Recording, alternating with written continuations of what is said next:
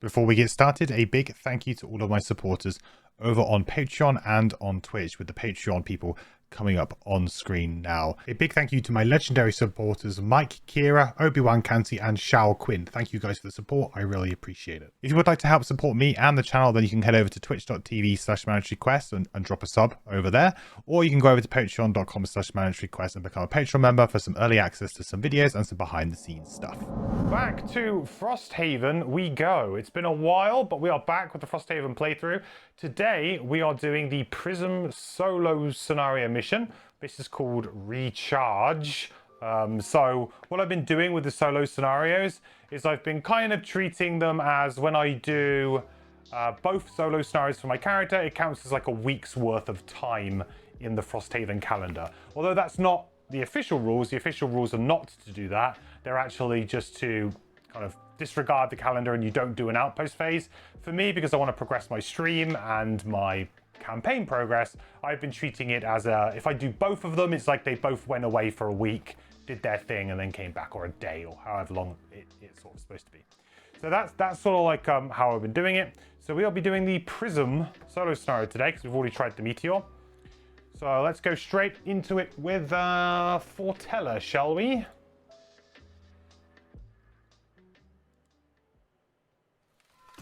Like all creatures with a central nervous system, harrowers must sleep. They simply go eerily still in a safe place.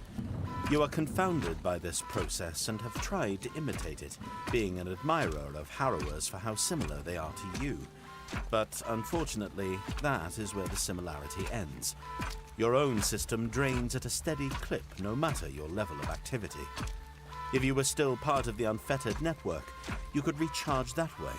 But your independence, while largely beneficial, has its downsides. You must be proactive and tap into local electrical energies. To do so, you journey out to your preferred place of rest, an ancient crypt open to the elements. And the elements are exactly what you need. In the midst of a storm, you set up your energy collectors to attract the lightning. Unfortunately, you attract more than just lightning. From the crypt arises a host of undead. You are near depletion, yet rally yourself to fight as the harrower would. Every small component synchronized for action. That's cool. That's very cool. I like the theme of this one. Very cool. Oh. We are streaming. So, special rules. Shuffled number tokens 1 to 3 face down next to the map. At the start of each round, flip one token face up and place it in the corresponding metal cabinet. Ooh. Okay, yeah. 1, 2, and 3. Yeah.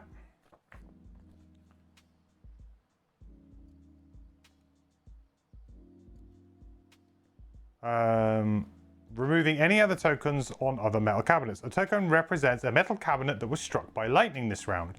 While you're adjacent to a metal cabinet with a numbered token, you and all your summons add +1 attack to all your attacks. At the end of your turn, if you're adjacent to a metal cabinet with a numbered token, you perform a heal 1. Target all at range 8. Oh, that's nice. At the start of a round, numbered tokens 1 to 3 are all face up. If at the start of a round, number tokens 1 to 3 are all face up, retrieve them all and shuffle them face down next to the map again. You act before your summons each round and are before them in the initiative order as well. Your summons still do not act in the round they are summoned, but any other summon that is placed on the map from a transfer ability will still act at the start of each of its listed round. Oh, that's cool. Spawn the following monsters at the listed locations.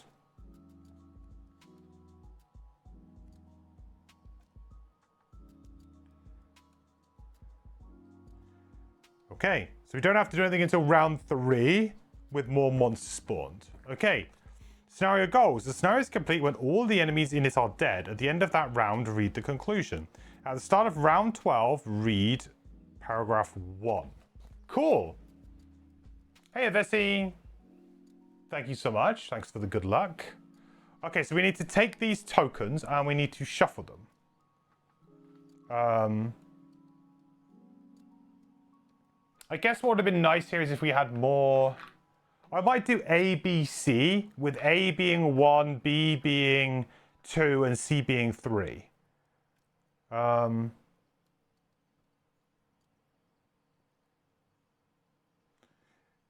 it's like I don't...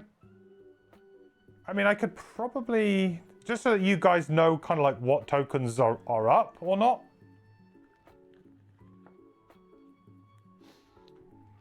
Yeah, this is the Hive solo scenario.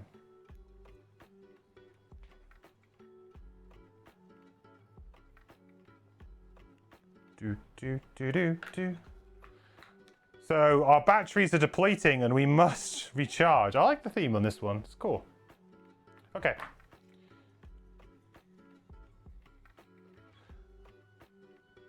So these are going to be our tokens. We'll just use A, B, and C here. A to denote 1, B to denote 2, and C to denote 3. Just so that you guys can see what the numbering is. And I also don't have to keep looking at the book to see which metal cabinet is numbered what. I think that kind of makes sense. Okay.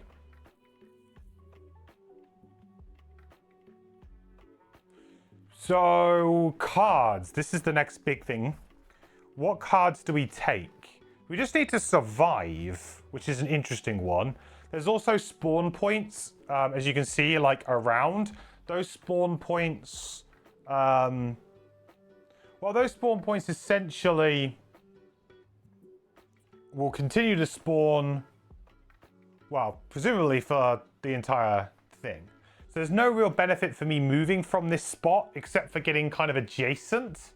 Transferring is going to be quite important, it seems. I'm trying to think of like if there's anything in particular that I really want. We've got living spirits, we've got living bones. Living spirits obviously not too difficult if we have direct damage.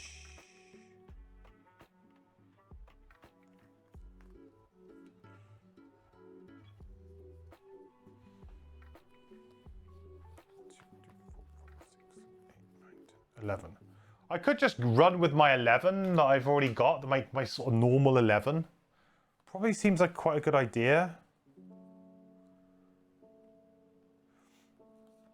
I mean, sure. Should we go late? Let's go late. Late this round and maybe just keep what we've got. I mean, I feel like I've got a really good bunch of summons and stuff anyway that I usually bring, so... I guess the only one that I'm a little bit concerned with is the Leaper, because the Leaper doesn't really do much, but it does have a shield. But movement is going to be probably, you know, fairly rubbish, really.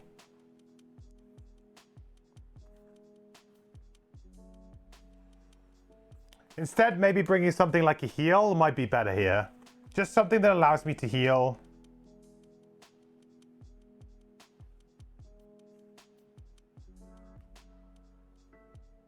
It's either heal or potentially like bring in remote control. I think heal because we're going to be... We're on our own, right? Heal's probably a good idea. Remote control still seems like quite a good idea, though. It's going to be great on for certain enemies.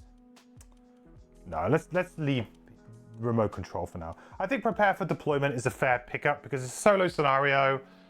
Healing's going to be good. We technically we have initiative over our summon, so we go before our summon, so it's going to give us a little bit of more... we're going to put us in more danger, at least. Okay. Let's do it. Let's give it a go. So, what mode should we start in? I think...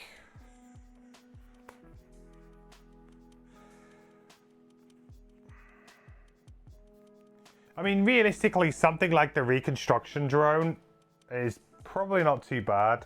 You know, we're just going to get a heal at the beginning of each of our turns. And it's not like a big damage dealer.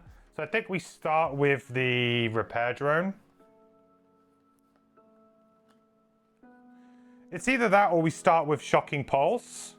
Because it's just so good against the living I mean, it's ridiculously good.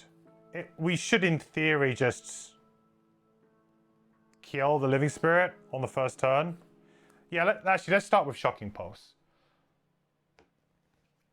It will make filtering other things in easier later on, I think. So the Arcing Generator, that's going to be our mode. So we're going to have -1 to our attacks, but we do get PS5, which is going to be good against all of the enemies, right? Yeah, because Living Spirit's has got 2 shield and Living Bones has got 1. So it's basically, you know, it does something against Living Spirits, and it kind of washes its face against the Living Bones. So I'm happy with that. Okay, beginning of the round.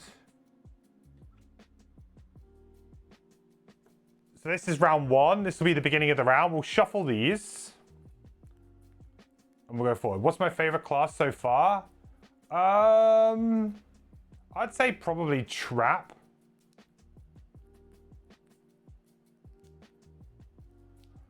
I'd say my favorite class from Frosthaven so far has been Trap. Although, so it's really hard to pick because I think that this class as well has been a lot of fun. So.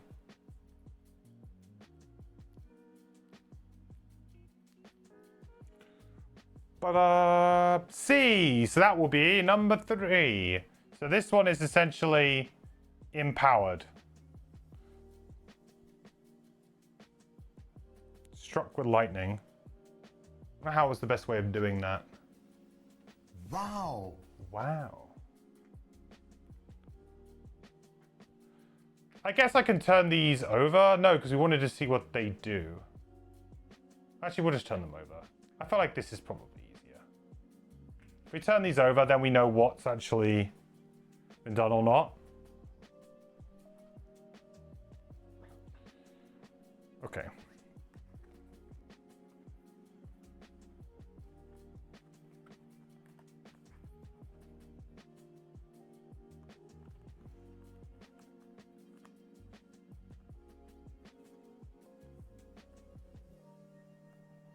The question is, do we go early or do we go late? I think we actually go late here.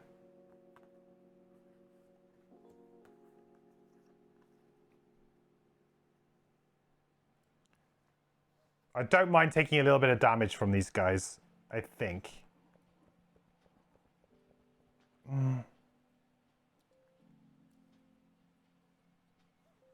Or we go early and we just do like a bit of a nothing bottom turn, and then next turn we do something interesting.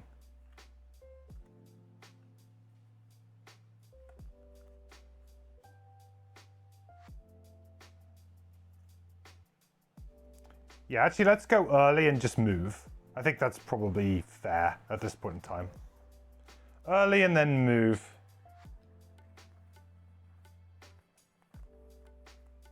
Yeah. Or early-ish, I should say.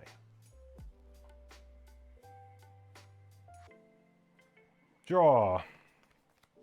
Okay, we're gonna go first. So first things first then, let's do our long missile first. So we'll attack the Living Spirit here. So we have -1 to our attack, so it's going to be an attack 2, but with PS5.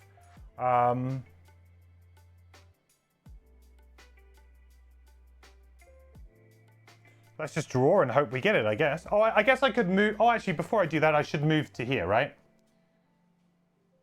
So before I do that, I'll move to there, because then that gives me the... that gives me the +1 from the pylon. So from the electrically charged metal cabinet, from our electric... So we actually now have +1. So we are actually attacking for 3 here. Boom. 3. Bang on. Good job I actually went there. Okay. Easy. I don't know what all the fuss is about. This is easy. Alright, that's my turn then.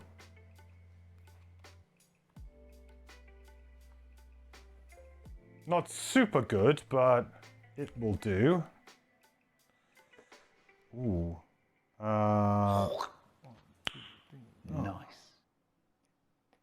1, 2, 3, 4. I mean, it's the same, right?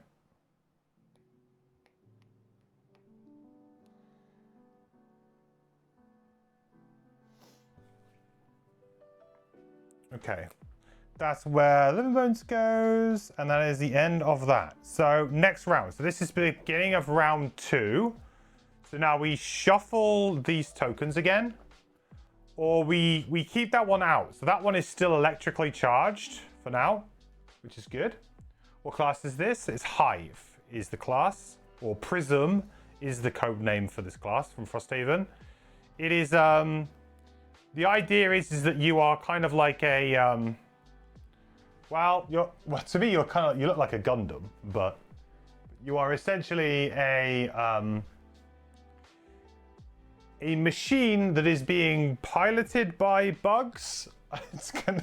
You're like a machine harrower. You have a lot of summons. It's kind of a weird one, but it's very fun. Is it a starter class? No, it's one of the unlockable classes. It is very funky. B, which I think was this one. Yep. So that is now electrically charged as well. You have bugs. I mean, like, if you look on the... I don't know if you can see very well on the artwork there. Can you see the spiders? Just there. So you kind of like have it... You're basically kind of like a...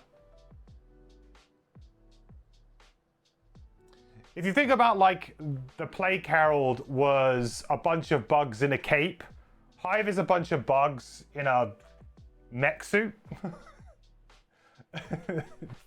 It's that kind of vibe.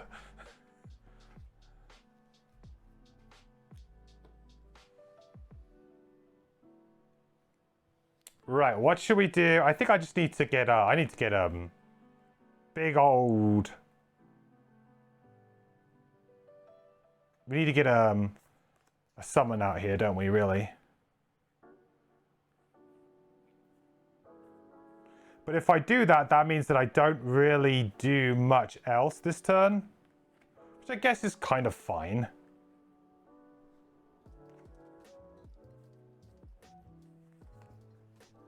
We'll just go late and see if this guy comes and hits me. Mm-hmm. That'll do.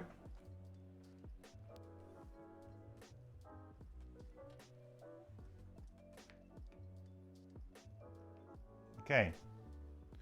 So we're going to get hit for an attack of 2 here. Yeah, I don't have any... No other effects. So 3. Take 3 damage. Okay. I go. So I am going to summon a machine bolter.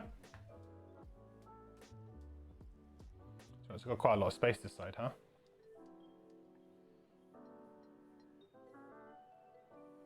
Probably come in here a little bit more.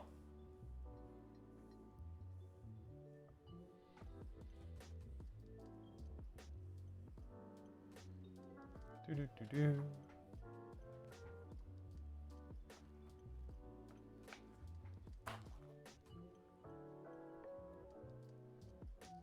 Oh, no, not that. Not yet, at least. There goes our turret. That is 2 XP for us. We should actually have had 2 XP from our other summon as well. Well, from our mode. Then we will do a little heal, regenerate self. So we'll heal ourselves for 3 and we'll give ourselves a regenerate. Very nice. Heal up that damage that we just took. So let's get ourselves a summon. So the machine bolter is a 3 health, ranged little artillery kind of turret. It has attack 2, range 3, target 2. So very good at just, you know, attacking down a bunch of enemies. It also has the mode ability of add +1 target to all of our ranged attack abilities, but our ranged attacks have -1 range if we decide to transfer into it for our mode, but I don't think we will. Okay. all good. So, new round. And we only have one token left, which means that this will activate. That means that we'll be on a shuffle next round. What's the strongest class I've played so far in Frosthaven?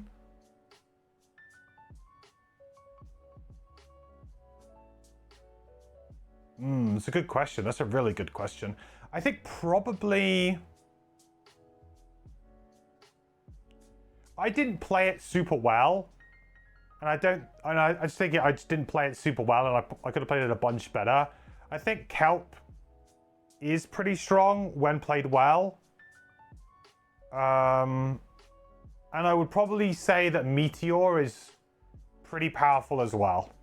Because Meteor is just quite raw power level stuff that isn't too tricky to pull off. Trap can be very powerful in the right scenarios though. So I would say it's quite difficult to say which one is like the best or strongest that I've played. It's kind of difficult because the balance is very well done in this game. I would say the Meteor is strong and relatively easy to execute. Whereas I felt like Kelp was a bit harder to execute, but maybe a little bit stronger potentially. It's difficult. What about fun to use? The funnest to play, I think so far has probably been... Well, I mean, I think Trap to me was a lot of fun. I'm going to say Trap because I just enjoy messing with enemies by placing lots of traps down. But in terms of like, I guess, maybe raw fun of just playing the cards is fun, probably Meteor, probably Pyro, I would say. It just feels very like natural to play. And it's basically like I'm playing a supercharged Cragheart. So, and Cragheart being my favorite character, yeah. It's like you're playing a supercharged Cragheart, so it's good. Kelp, yeah, Kelp is, I think, potentially very, very powerful, but is a little bit tricky to play and sometimes runs into scenarios and enemies that just don't play nicely with it. And I'm fully aware that when I played Kelp, I didn't quite play it to its full potential. So I always kind of felt like, yeah, I did a good job, but I could have maybe done a better job. Okay, this is round 3, right? So we need to spawn a living bones at D.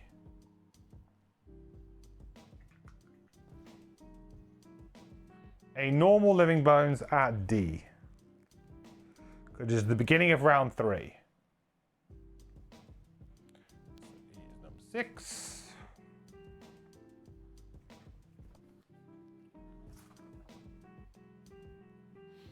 Did I manage the Meteor solo scenario? No, I came up... I came up probably about 3 rounds short in the end. I gave it a couple of attempts. I came up probably about 3 rounds short. It's actually a very tough scenario. It really makes you min-max your stamina to a ridiculous level, really.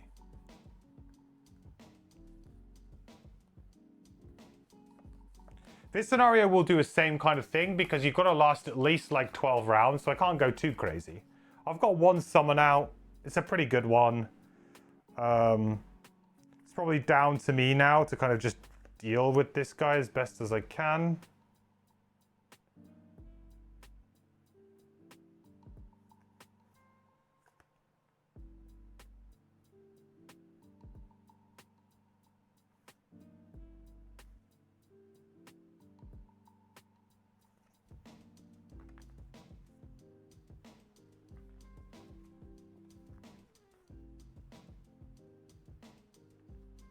Got to try and mitigate this target too. That's a little bit of a problem.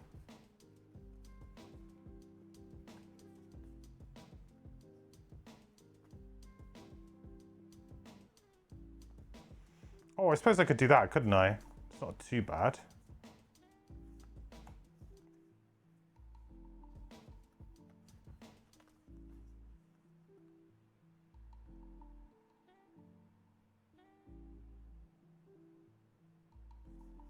What's that movement value? 3? I kind of want to go late to try and get the target 2 off here. But also I don't want this guy to get an attack off.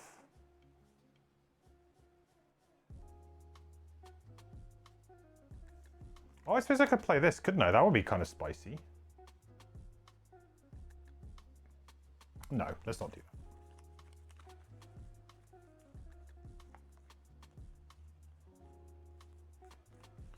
I like that play. And I like that, so let's do that.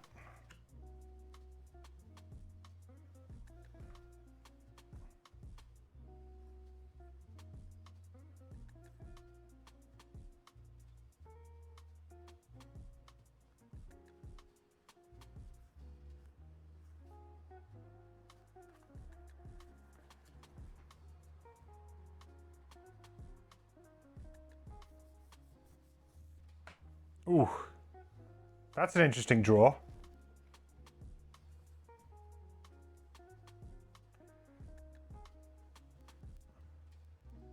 Nice. Yeah, it's a very stamina heavy scenario, that Meteor solo. I mean, to be honest, most of the solos are. That's not uncommon. But it felt like you almost need to play through the scenario at least a couple of times to understand the tempo of it. When's good to kind of go hard, when's good to not. And you really want to get into that final room as fast as possible to deal with that boss with as many resources, you know, at your disposal. Because the final boss is really hard to deal with if you don't have a couple of key cards. You know, if you just don't have them because you burned them already, or you just, yeah, you're kind of low on stamina, it's just got too much health. You can't deal with it. You just lose because you don't have enough damage and enough stamina. Okay. So how am I going to play this then? This guy's doing the attack. One enemy with all attacks, which is a little bit different than what I was expecting.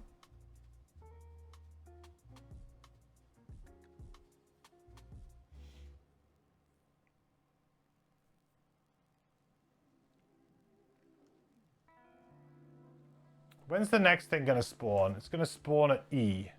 Down there, so I think I should probably move. Okay, so I'm going to use Faceless Entity first. I go before my summons in this solo scenario, so I go first. So I'm going to do an attack 2. If I transfer, my summon will actually get to play, which is interesting. My Arcing Generator will get a go. It's kind of spicy, but... Anyway, we'll use Faceless Entity, so we'll do an attack 2. Because we're next to this, it's an attack 3. But because of this, we get -1, but we get PS3. So essentially, we're doing an attack 2. So attack 2. Okay. 2 damage. Grant one of my summons a move 2.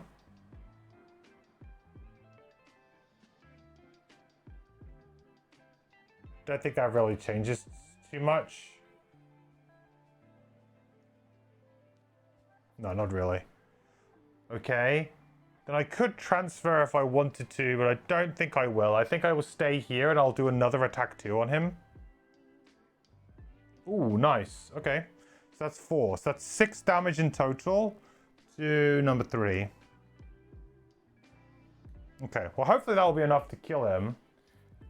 Then I'm going to do a move 4. 1, 2...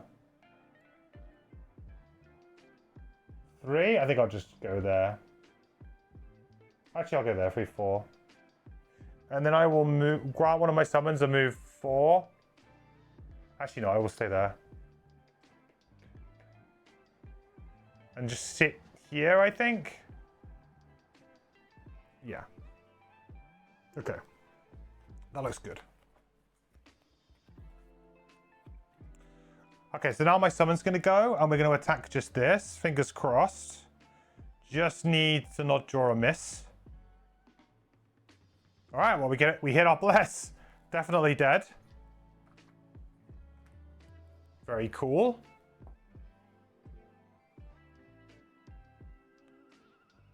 All right, that's it. So it's going to go 1, 2, 3. Make its way towards us. Awesome.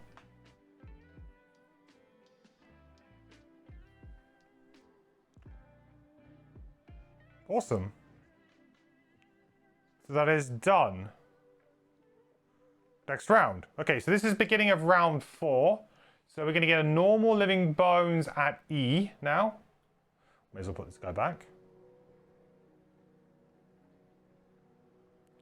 And we're going to have to flip all these over and start the old shuffle again. This is definitely the kind of setup portion of this scenario. You can tell, right?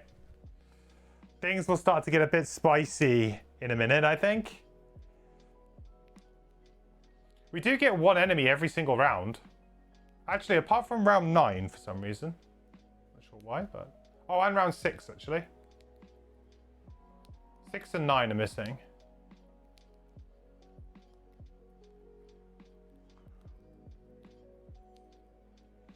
So our token will be B, which is number 2, which is that one. So that's kind of a bit sucky. You know, we hedged our bets a little bit there. I guess hedging, I should have stayed around here maybe if I wanted the bonus, but I guess it kind of is what it is. We're not going to get the bonus every time.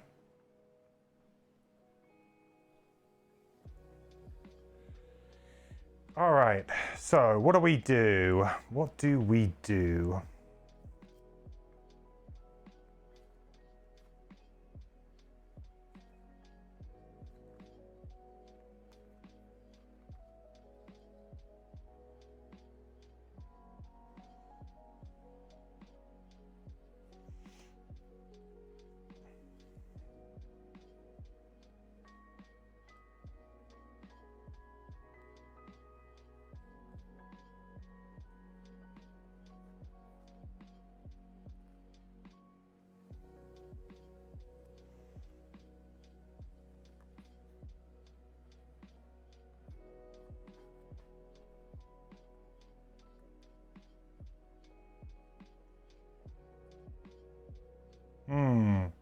I don't have anything great to play, really. I've only got 4 cards in my hand now, and I don't really have anything super good to play right here.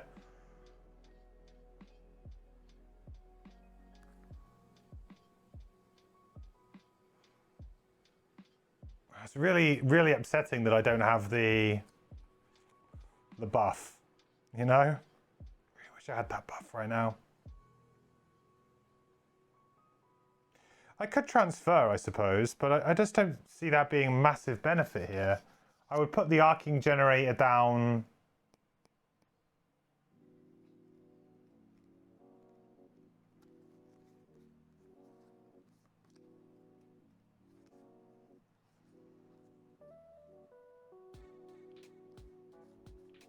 I suppose it would be okay, wouldn't it?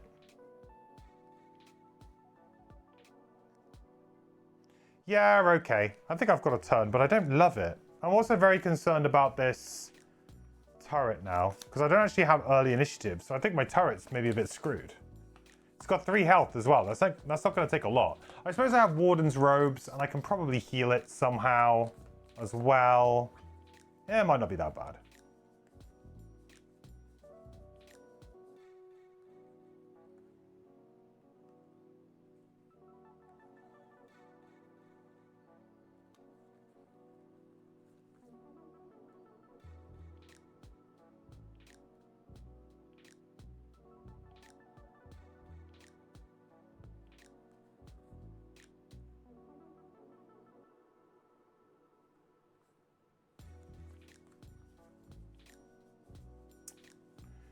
Yeah, I don't love this turn.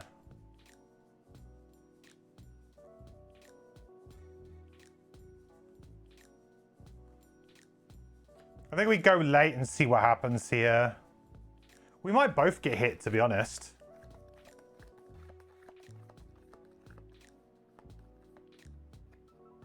He also might just do nothing.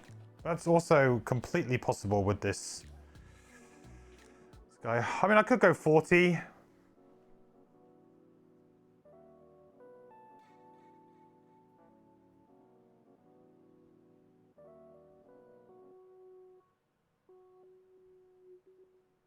Let's go 77. Yeah. Okay. I mean, it is what it is. It's going to move 2. It's going to do an attack 3. Okay, that's 2 with the Warden's Robes. No damage. I mean, actually, I could just allow it to take 2 here. Might be the play. I'm going to allow it to take 2 and save the Warden's Robes just in case. I have a cunning plan, chat. Then this is going to go 1, 2. Just move towards me. Okay, that could have been a lot worse. I'm happy with that.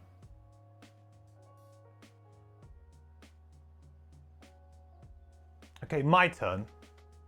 I have the other turret. I do, but I've got it in hand, but I'm just not feeling playing it right away. Mainly because I want to use the bottom of it for a cheeky charged up attack, I think. Okay, so the first thing I'm going to do here is I'm going to transfer. I need to remember to do damage tokens here because it's quite important that I remember to do this. So I'm going to transfer, which is going to cause me to basically take the damage here from this. So essentially I take the 2 damage. Machine Bolter kind of goes away, if you like. This gets switched to here. Machine Bolter is now my active area. And Arcing Generator will come down in my place. Okay. Then I'm going to heal myself for 2. Very cool. So we get that heal back. Then, I was thinking about just doing hijack, transferring back again.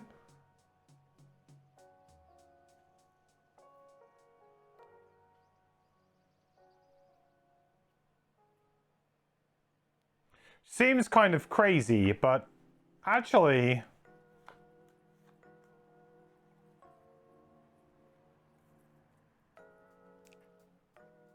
Yeah, no, there's probably no point in doing that. No, actually there may be.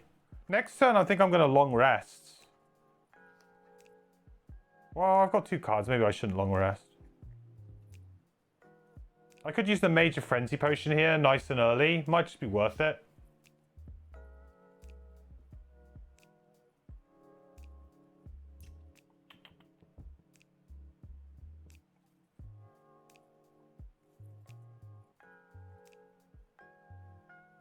Yeah, I think so.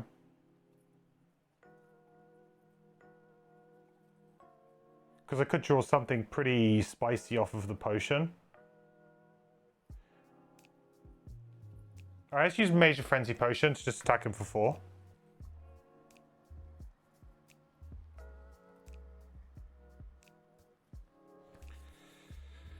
+0. So, he has shield 1, so technically it's going to be 3. So 3 damage to number 6. 1, 2, 3. Okay. I think I'll just use default attack 2 as well. I mean, I may as well try and draw. Here we go. Ah, here we go. Right. So we do something. So that'll be 2 damage. And we can transfer if we want. I don't really want to transfer though right now. I kind of want to transfer next round.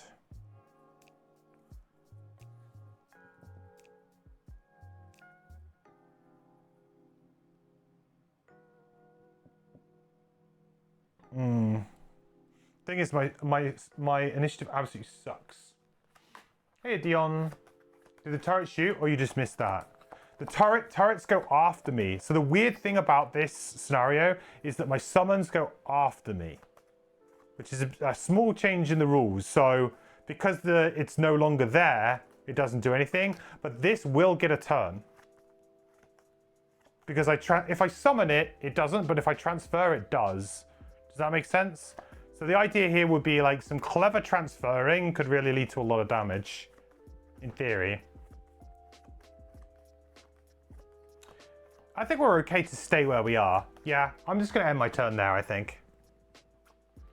Neat. Yeah, it's a very interesting wrinkle. But yeah, it means little things like that where I can't get the attack first before I transfer, which is kind of like awkward. So now it's the end of my turn, and so now my summons will go. So Arca Generator is going to go. It's got a move value of 4. It's just going to go straight there, I guess. I guess I could make it... B and C is going to have some horrible things coming up in a minute, but he's going to be very good at attacking B and C. Let's go this way. He's going to be super good at killing B and C. So B and C next round are summoning a Living Spirit. And obviously this guy has innate PS2, target all adjacent enemies, so could be pretty spicy. I might even short rest next turn just to give him a super good turn. He's going to attack, +1, and then possible transfer. So if I wanted to transfer now, ooh, transferring could be very interesting here. Because I would then get the Pierce. I could long rest and I could protect the turret. Oh, hell yeah. Yeah, we transfer.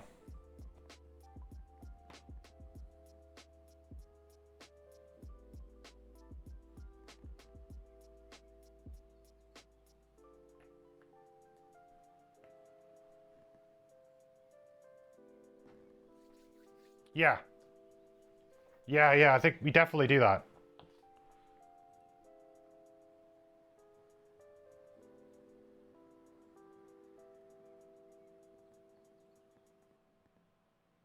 Cool. All right, that's great. Now we're in a good position, I think. Hopefully we flip this token. Let's hope we do. It's interesting solo scenario design. In Gloomhaven, it felt like a test on how well you played the character, but this is making you play differently than you will ever get to play the character. Yeah. I do feel like the solo scenarios can often be a mixed bag of just kind of like, you know, smash your head against a wall until you get it type scenarios, which I would classify Meteor to be a bit like that. It just felt like a be efficient type scenario. It didn't necessarily feel like... Although thematically the scenario was good for the character, it didn't feel like I was doing anything crazy. This feels like super thematic, and it feels like I'm playing slightly differently to how I normally would, because I definitely don't transfer as much as this usually. Okay. We have A, which is, I believe, that one. Perfect. We had a 50-50 flip. Always lucky. Is that A? Oh, hang on. No, that isn't it. Yeah, no, that is A. Oh, really? Really annoyingly, there's one that has A and C. I don't know if there's one that has something different on the back. Ooh, I can use that instead. One that has C but not A on the other side. That would be nice. Okay, it's not. Just have to try and remember that the one that's C also has A on the other side. This one has G on the other side, so there's no messing with that.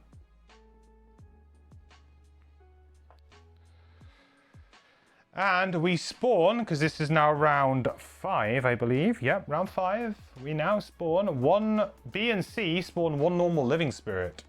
Here they come.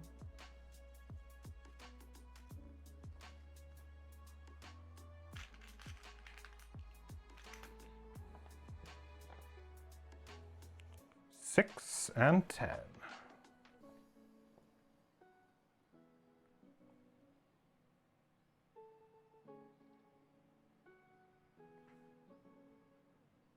Okay.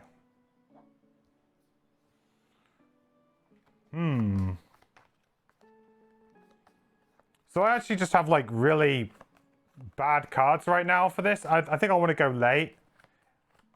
And then just long rest. I have 2 cards in my hand, but then neither of them are particularly good. And to be honest, I think Living Spirits do have like a curse everything type card, right? But we're safe here. I'm going to long rest. Also, the benefit of me long resting is whenever I long rest, I may choose to do so on any initiative value. Choosing your initiative after all ability cards have been revealed, and you decide how your summons perform their abilities for the round. So I actually get to control the summons, which is nice. So hopefully we get a nice opportunity to attack these. Although having said that, it's probably not best to attack these because they don't have the pierce, right? Okay. So, boop, 1, 2, 3. And then, boop. 1, 2, 3. Yep, so I'm going to get attacked for 3 and 3. So 4, 7. It's pretty disgusting hit. I will go really late. I don't need to choose my initiative here because I shouldn't be in danger from anything, really. Oh, they didn't move at all? Oh, that sucks for me, huh? Well, that means the machine bolt is not going to be able to get anything at all. Well, I suppose you lose. Sometimes you'll lose the flips.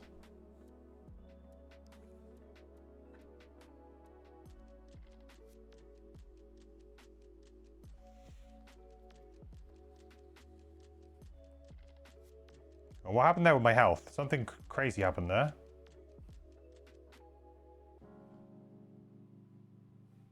Oh, it's because of the long rest. It kind of gave me more health back. Gotcha, there you go. Right, what card should we get rid of?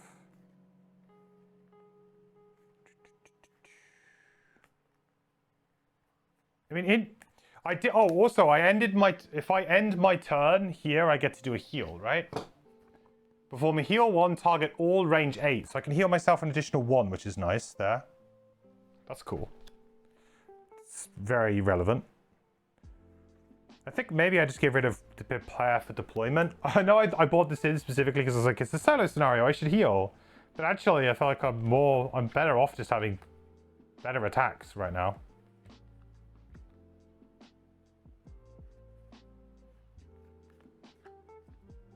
I mean, the move 4 is kind of nice.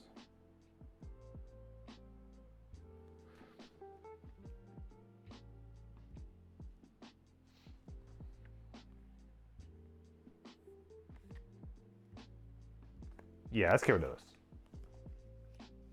Be gone. I think this round I want to go kind of early as I can go. So we know that the last token is going to be C. So this is going to flip. And this is round 6, which we do not have a spawn on range 6. So I'm going to go with this, I think, this turn. The old 12 initiative.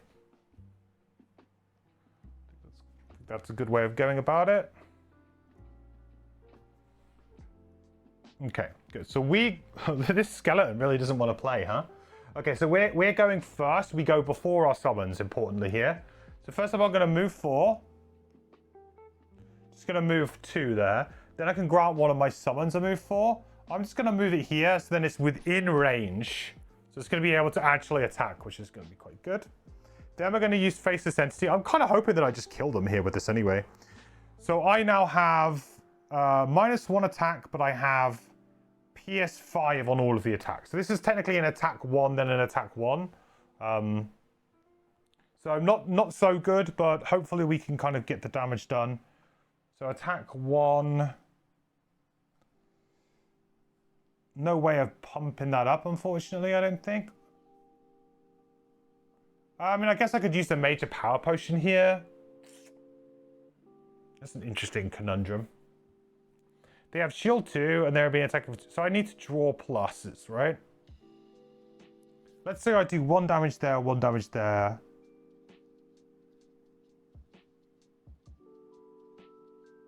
I mean, am I really going to have to deal with many more enemies? Probably not.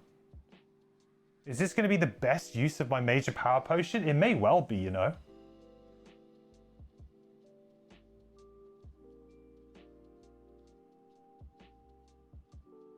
Because at the moment, unless I draw pluses, I'm probably not getting anything done. I guess they're only cursing, but only cursing is like the way you lose the scenario in about 5 turns time without me realizing it, huh?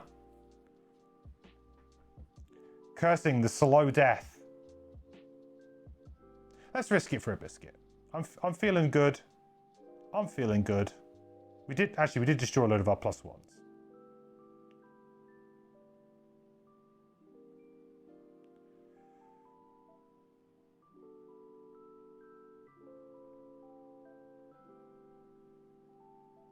I'm going to draw 4 attack modifiers here. Across me and my summon. And my summon gets +1.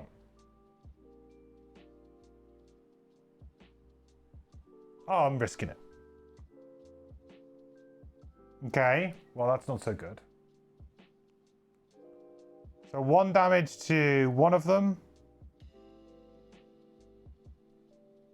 1 damage to the other one. Right. I don't want to give my summon a move. They're in a very good position right now.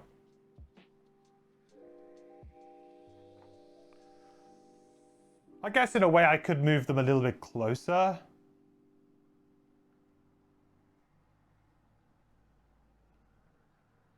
To try and stay away from the D.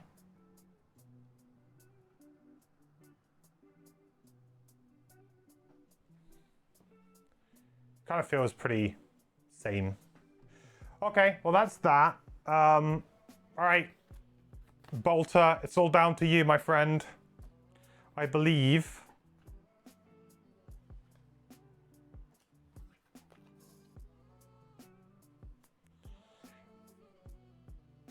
All right, so we'll attack number 6 first.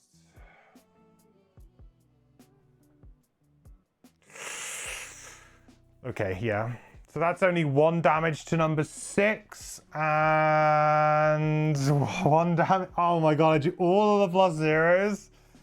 Oh, oi, yeesh.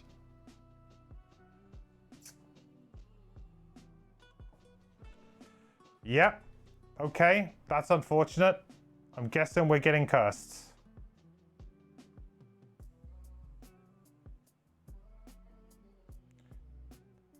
Wow. I feel it's pretty unlucky there, right? What's the curse ability? My summon can get cursed. Now, it could have got cursed anyway.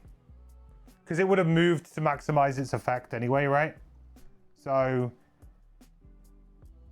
if my thing's here, it's still getting cursed. I mean, it's at range 3 anyway, but I think it could get cursed regardless. It's got move as well, so I think it was always going to get cursed, Anthony. Unfortunately for me. Good for you, Living Bones. So we're basically just going to get ice generated, and we're going to get a bunch of curses. We're going to get 4 curses. Jesus Christ.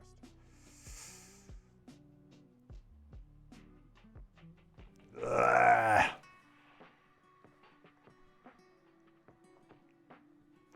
I definitely should have used the Major Power Potion. I mean, it was risky to... I guess I can just try and flush it now, but it's going to be difficult to flush 4 curses.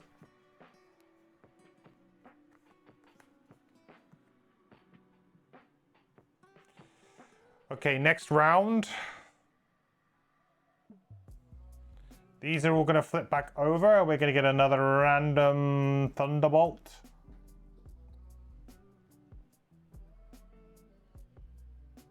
Just put them on the bottom. Touché. The thing is that it's actually really hard for me to do that playing with this app. I would have to like go onto my deck, edit it, drag them all to the bottom. It'd probably take me several minutes to cheat.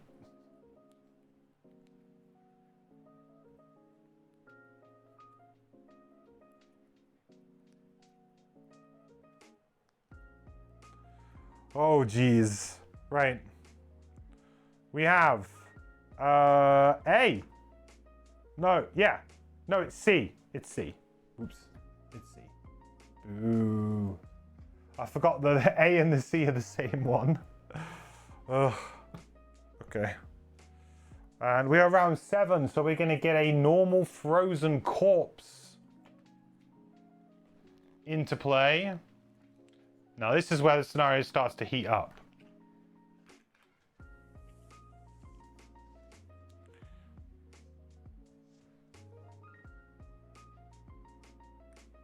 Or cool down, depending on the way you want to interpret it. Either way, it's going to get harder for us.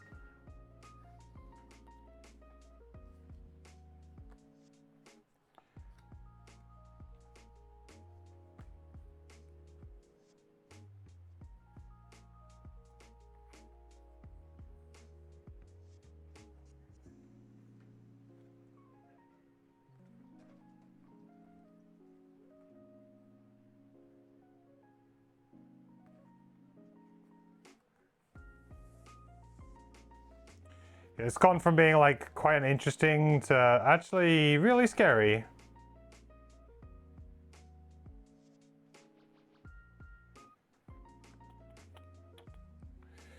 Doodle-doodle-doo.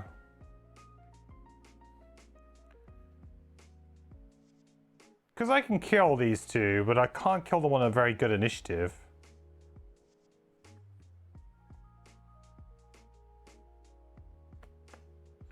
And that's a problem.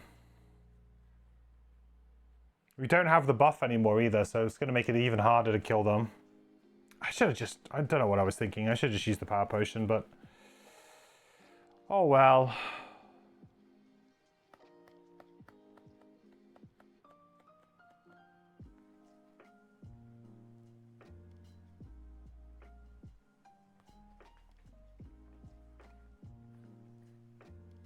Because now I'm going to be potentially really screwed over. They've got ice up as well.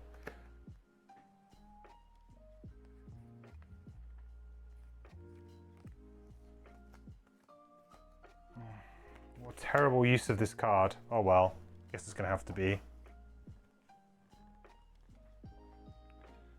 Okay, 19. Oh, I'm glad I did that because I couldn't. My other initiative wouldn't have beaten that, and we would have ended up getting hurt. Okay. So the first thing I'm going to do is I'm going to use hijack. So I'm going to transfer.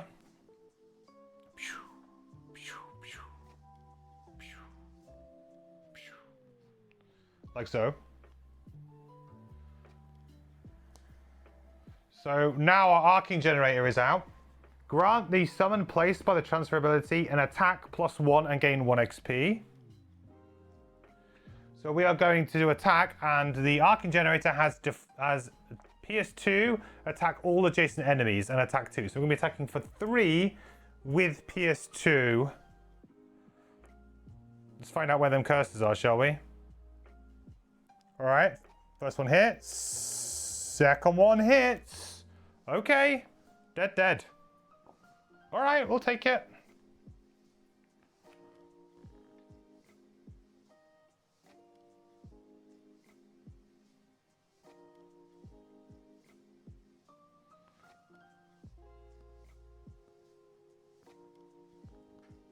Then, I was going to use the bomb of long-range missile, which is whenever one of your summons would suffer damage, you may instead suffer that amount of damage, -1, transfer with that summon, discard this card, and gain 1 XP. So we'll put that into play there. Okay, so that's the end of my turn. So at the end of my turn, the arcing generator goes.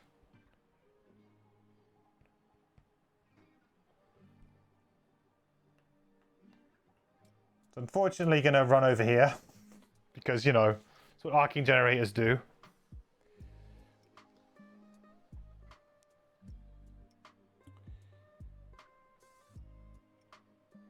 So the Living Bones is going to move here. Is going to attack for 2. +1, so that's 3.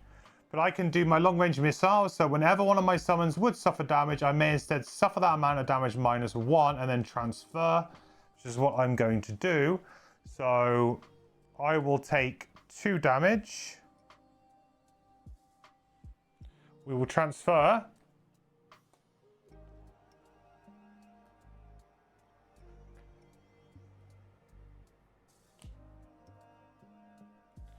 We'll discard this and we gain 1 XP.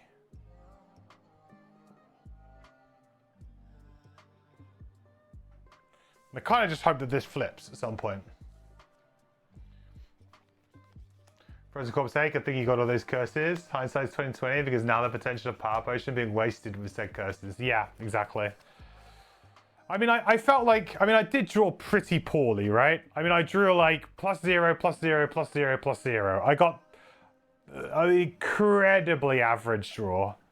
But then this character doesn't have a really, really strong attack modifier deck. It's been a while since I've played it, so I'm not fully in the swing of it again with them. But yeah, they don't have a massively one. They're pretty good at drawing +0, +1. Like, pretty good. It was good to get those living spirits off the battlefield, though. That was a big, big thing. Oh,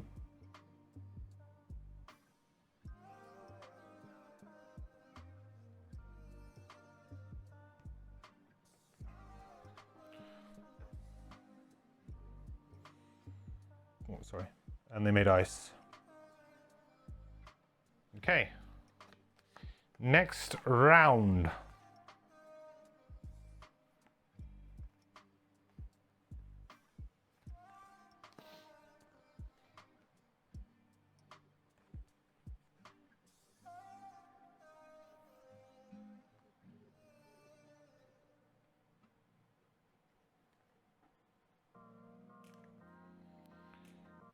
Probably want to get the sniper turret out.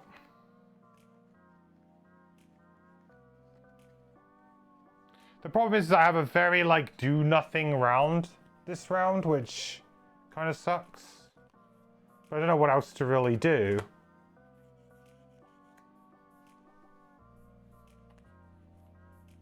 I suppose I could play the repair drone. It's not a bad idea. No, I want to play the sniper turret.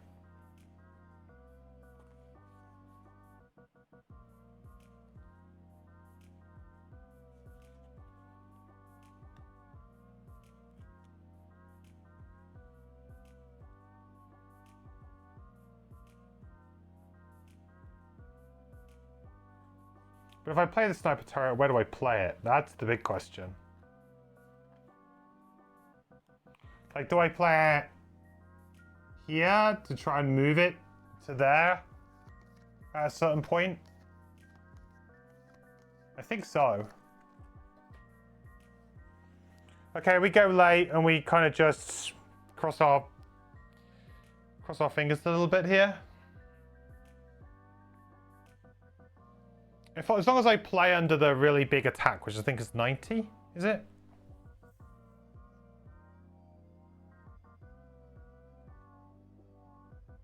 Okay, Frozen Corp's going to move 1. I'm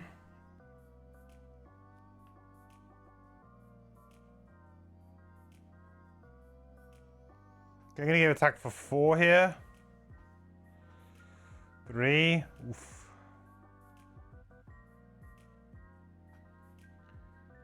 But on my turn, I'm going to play the sniper turret.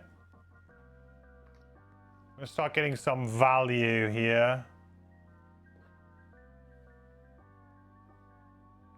And then I'm going to heal myself for 3 and gain regenerate. And hopefully we can kind of steady the ship a little bit here.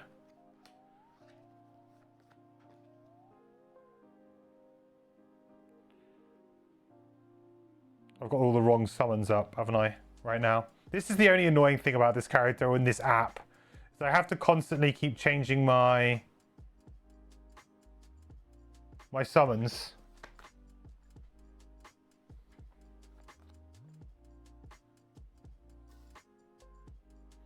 Okay, that was round 8. Oh, sorry, was that round 8? Oh, I should have spawned something at the beginning of that round. Another normal living corpse on E.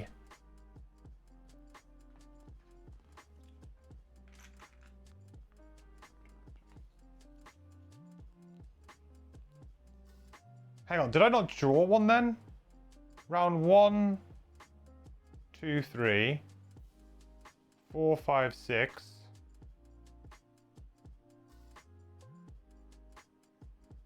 7, 8. I didn't draw a token for that round, did I either? I just skipped all of that. Just went straight to the next round, I think.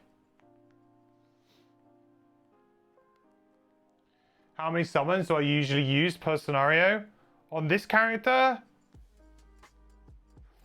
2 on a typical scenario, I would say. And then you transfer between them. And then maybe the 3rd one towards the end. Also, summons need to act. They do, but unfortunately, this still has like summoning sickness. So it can't do anything. Even though it's after me, it still suffers from summoning sickness. This is what it kind of clarifies in the rules for the scenario. This guy's only got range 3, so unfortunately can't get anything. And doesn't have any movement. So unfortunately, there's not much my summons can do this round. B.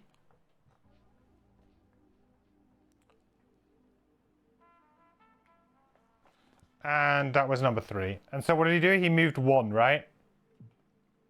We'll just move it 1.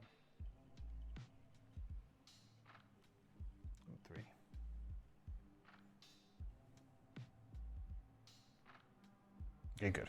Right, round 9. So round 9, no summons or anything.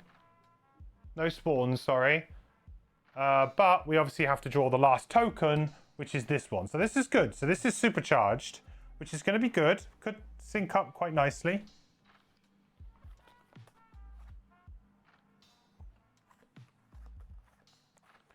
I'm in that weird position where I feel like I want to maybe long rest.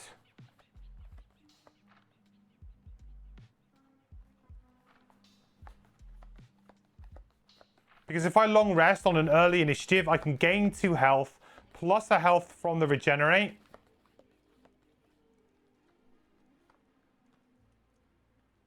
Because otherwise I'm going to have to like long rest next turn.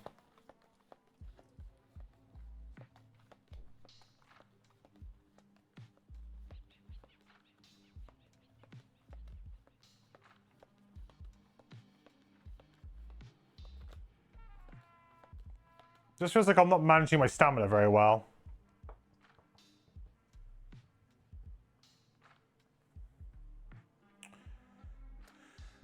I'm constantly having to just go late, which is rubbish.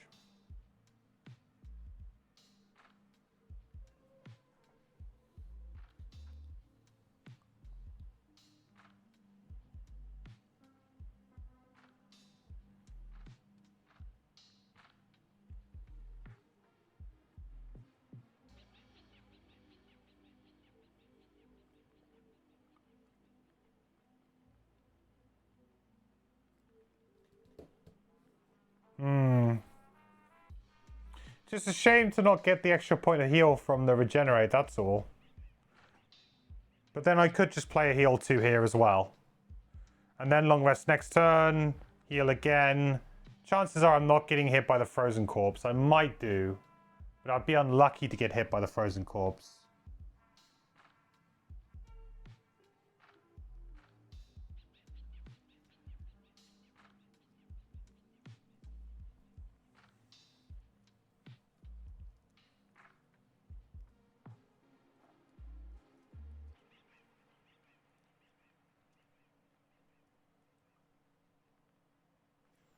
Let's go late.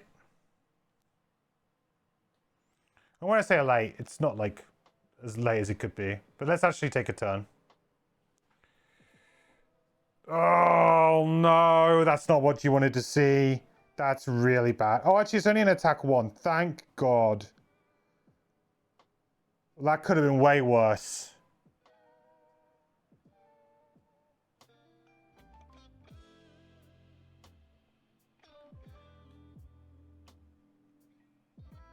Right, so I've got Immobilize and Brittle. Brittle, for those who don't know, means that on the next source of damage, I take double damage, basically. Which is not ideal. Especially considering this guy is going to be able to attack me. It's going to attack... At least it's only 1 here. So it's attacking me for 1. Oh. Oh. Now, the question is... Does this remove Brittle? Because I didn't take any damage. I mean, I guess I'm going to heal anyway, so the Brittle will remove. But I didn't technically take any damage. Because it went a -2 on me.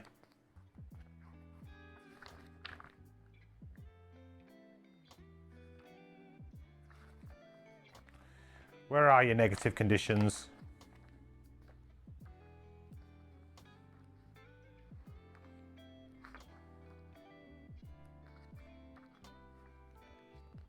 The next time the figure would suffer damage from any source, they instead suffer double that amount of damage and Brittle is then removed. Brittle is also removed if the figure is healed.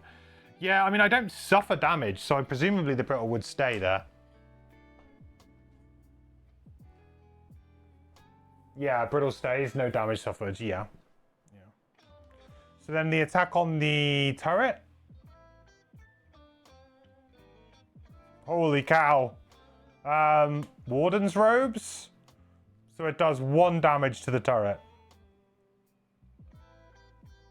I mean, that was, I guess, kind of a good way that drew. Whew. Right, I get to go before my summons.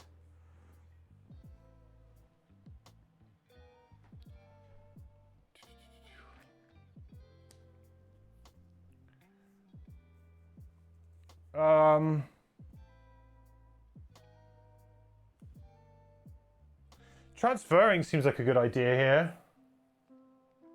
Because then I get a really good attack off.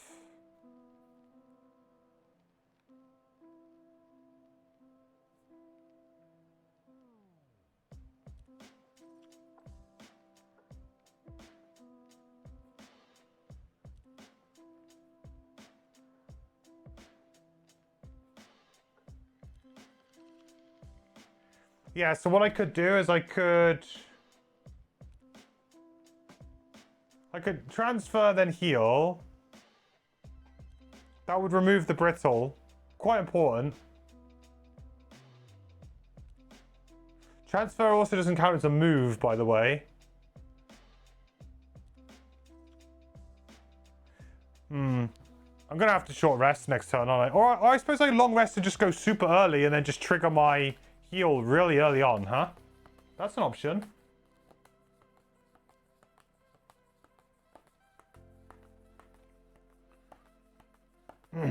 My regen removes brittle. Oh yeah, I have regen.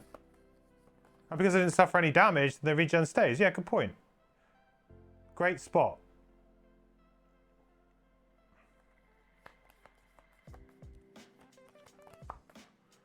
I honestly just, like, I don't think I've ever got regen to actually stick around for more than, like, 1 round. Never seems to happen for me.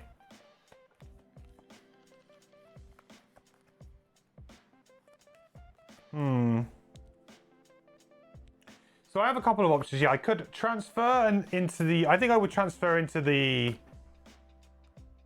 this turret. Because realistically, it took a bit of damage. I'd rather just take it from it. Transfer into that. Heal myself for 2. Next turn, I long rest. Go super early. Warden's robes. Hopefully protect the... Arcing generator.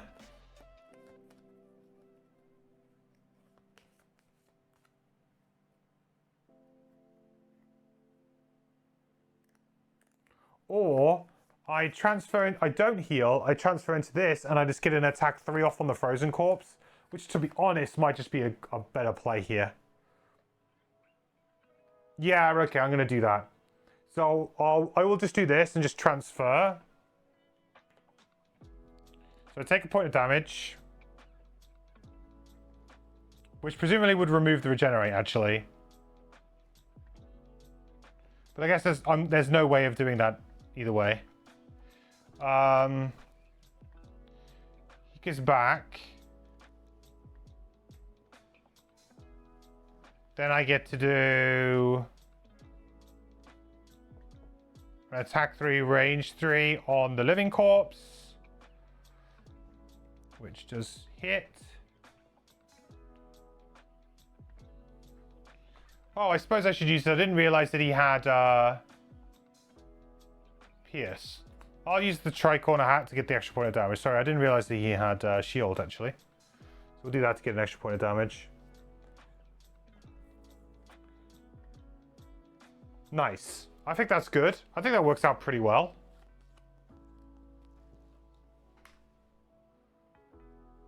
So then we need to get rid of the turret, and we need to get the generator back out. Okay, so now my summons go. So now Machine Bolt is going to go first. It can only hit 1 thing, but it's got +1. So it's going to attack number 3 for 3 damage. -1, so that's 2. With the shield 1, so only 1 damage there. That kind of blows. Then the Arcing generator is going to target the frozen corpse first. +1 on the frozen corpse. Curse on the living bones.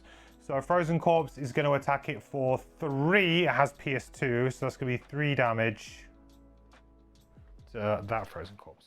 Okay. And then that is the end of all my summon turns. That is the end of the round. Okay. Ooh. So now I have no cards basically in hand, so I'm going to have to short rest or long rest. If I long rest, I get to choose my initiative, which is interesting here. 1 curse down, 3 to go, yeah. On a, I mean, I guess a fairly inconsequential attack. It would have been nice if we'd done some damage there, but... I guess my question here is that is 5 health plus a 2 shield from this going to be good enough? I don't really want to lose my summon. Bear in mind that at the start of round 12, something happens. We're on round 10 now. So the round around tells something's going to happen. We have to do this, of course. Let me not forget this.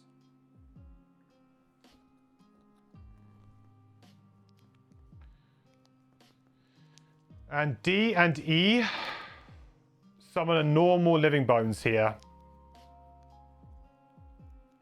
Which is actually pretty bad, because that means that my arcing generator might be in more trouble than it looks.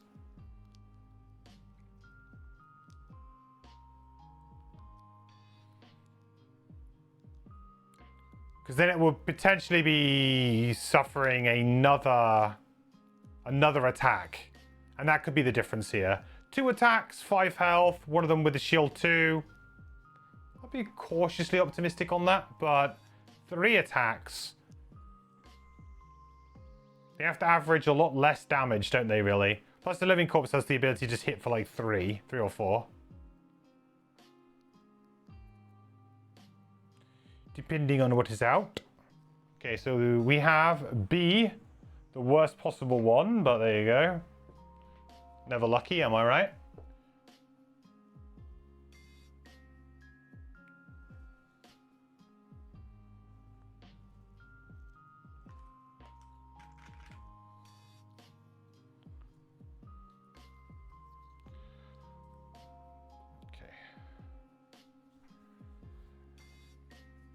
Yeah, I felt like this is scary now. I don't really want to lose the arcing generator because the pierce is so good in this scenario. I mean, every single enemy has shield. I'm going to short rest.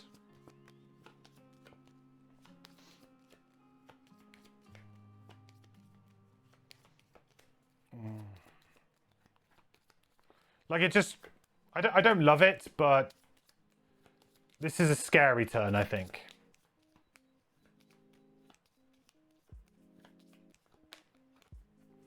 Be great if we could somehow kill the frozen corpse, kind of get everybody around this, set up our defenses a little bit, and just try and like plink enemies down a little bit. Hijack.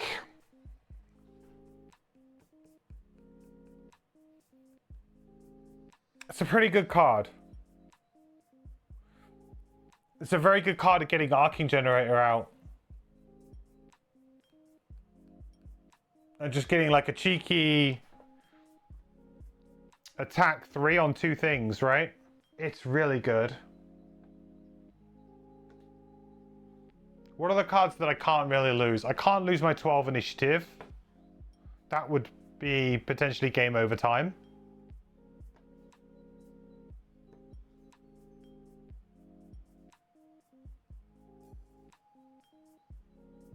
Yeah, I have to go for another card, I think. Just have to hope that I don't hit the 12.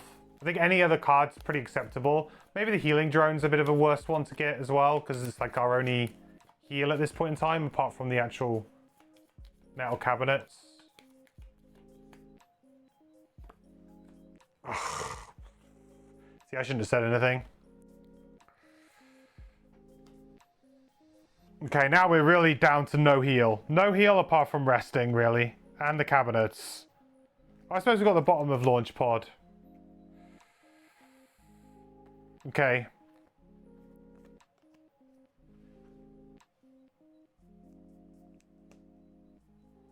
This is the situation where I wish the summons would go before me, because then I could move them away.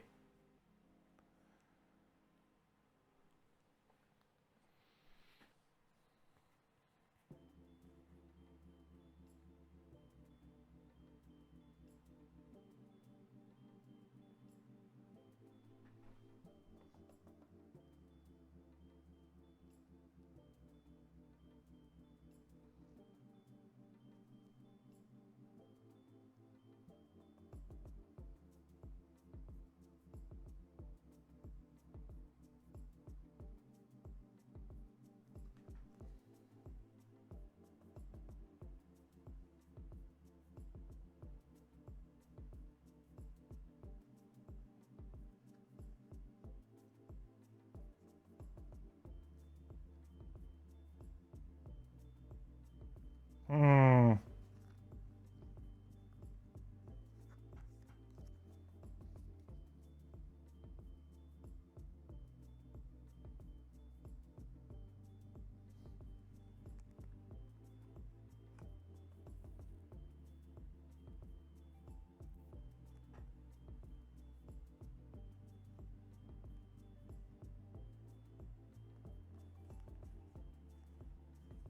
This is a hard one to navigate.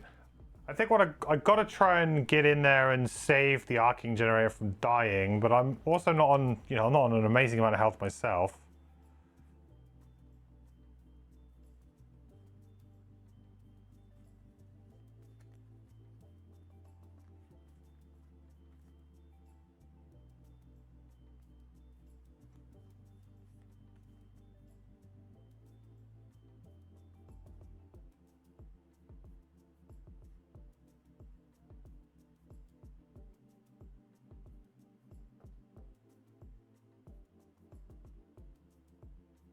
And it would mean me leaving the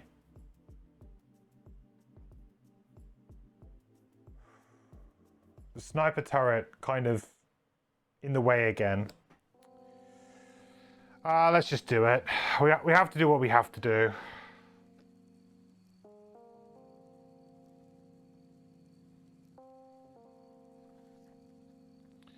Okay, so we're going first. Oh, Living Bones is healing itself. It's a little bit of a problem. Okay, so the first thing I'm going to do is move... so I'm going to move 1 to here. Then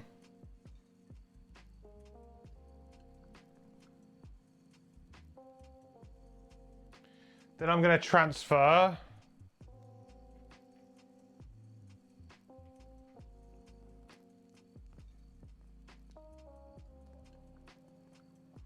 So now these two are at least kind of like next to one of them, and we hope that we get a good flip. And I now have shield 2 for the round, which is pretty nice.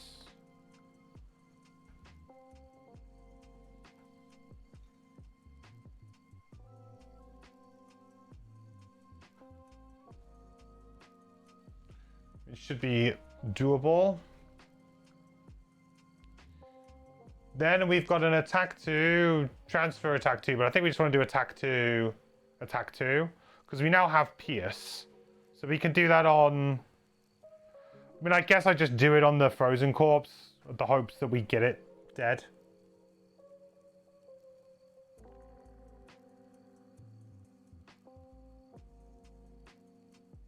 The chances are here that I'm drawing curses, right?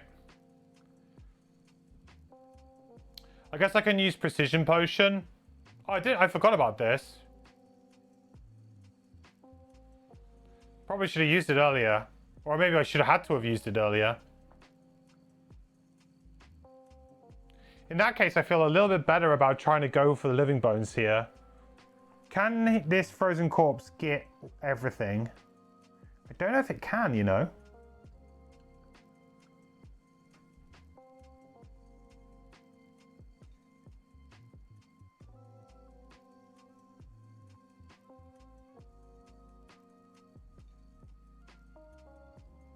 No, I don't think it can.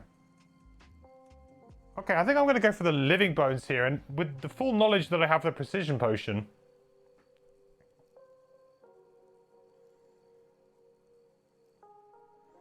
Okay, +1. That's great.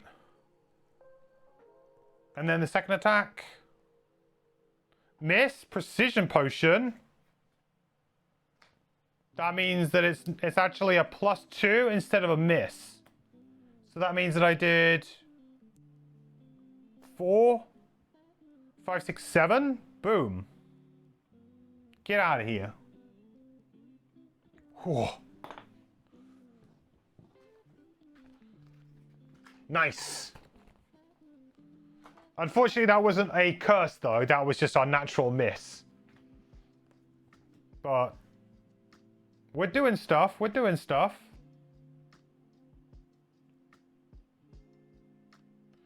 Oh, no, he can get us, right? If he goes there. I didn't see that. Yeah, he can get us. That's okay. I mean, it happens. I felt like that was still a good move. Okay, so that's the end of our turn. So now it's our someone's turn. Machine bolter. Damn it. Still can't get anything. But the archery turret can, at least. The sniper turret. Okay, that's fine. So that is 1 damage. Because of the shield.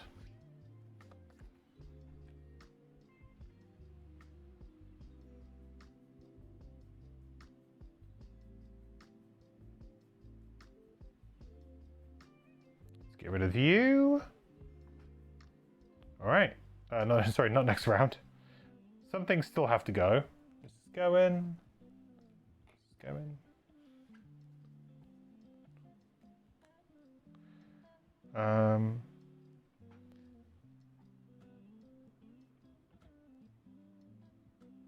It's getting closer now. And this one's unfortunately is going to be able to get both of my people by going here. Because it can go 2 there and then 3 back. So it can do it. Great ice. So me first. +1, so 2 damage to me. And then to the turret.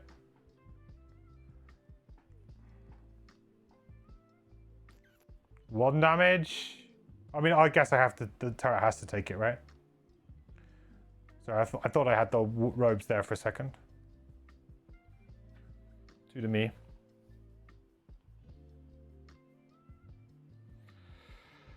Okay, round 11. So nothing happens now until round 12 in terms of spawns and things.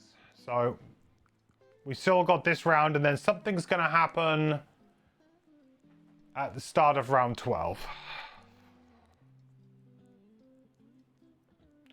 Right, come on, A. We really, really want A here. A would be huge. We've got to win them 50-50 flips.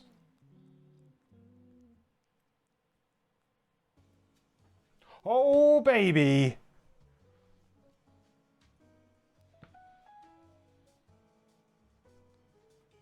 We win those.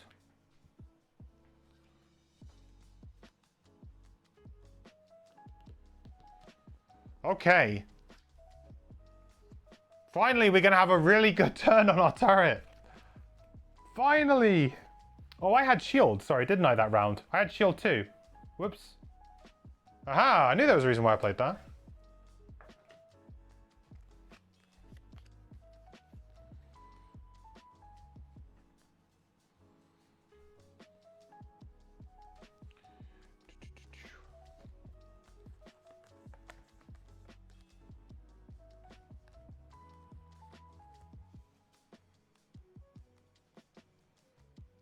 You gotta be thinking that something's gonna spawn here, because nothing has spawned at A yet. Not a single thing has spawned down on A. So I've got to be thinking that when 12 comes around, some elite living corpse or something is gonna spawn on A. That's my big brain thoughts right now.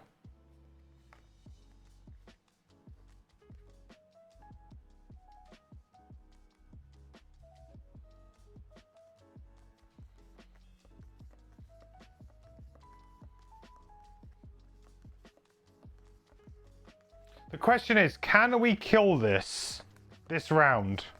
Can we kill both of them? I mean, we can kill one of them, probably. Can we kill the other one? It's interesting. I think there's a good chance that we kill both of them here, chat. I'm going to go for it. I'm going to go for a kind of a nice spicy play here.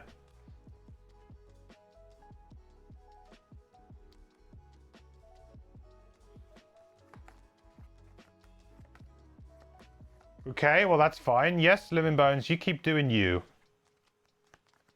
Right, so I get to go before the summons. This is kind of important. So I'm going to move for...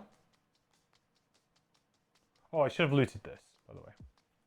Oop. Oh, should I have looted it? Yes, I should have. These should all just be coins, so it's not going to make too much of a difference here. It's just a coin in the... for this particular scenario. Let's go for a move 4. We're in. Grant one of your summons move 4.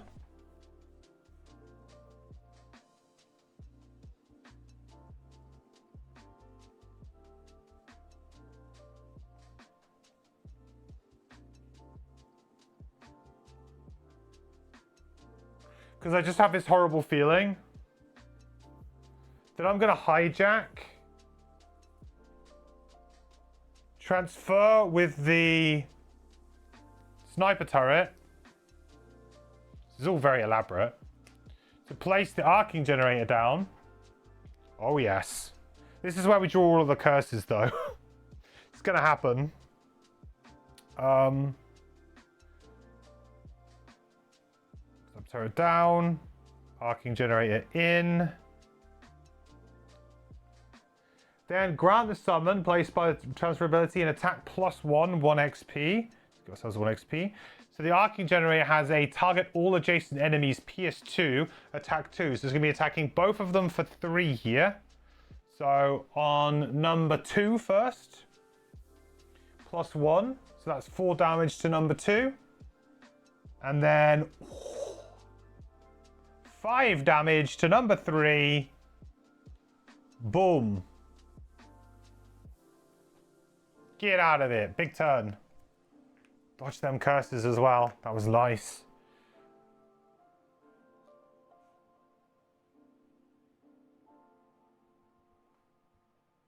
Four damage there as well. Massive turn.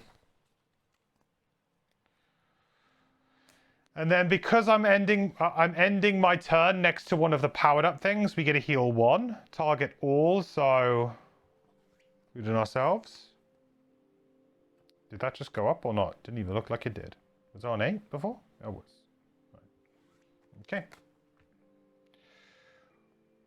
Nice. So now it's our summons turn. So first up, the turret's going to go. So it's going to attack number 2 because it was the first summon we played. So in terms of summoning order, I guess that matters here somewhat. So we get a +1. So we're attacking for 3. 3 with the shield. That goes down to 2. Then with the arcing generator gets another go. -1. So it's an attack 2, PS2, so 1. So 1 damage there. That's pretty good though. And if he dies, I think. I think that was a worthy turn to die to, potentially. Nice. Right, so Frozen Corpse is going to attack for 2. 3. That's 3 damage to the arcing generator.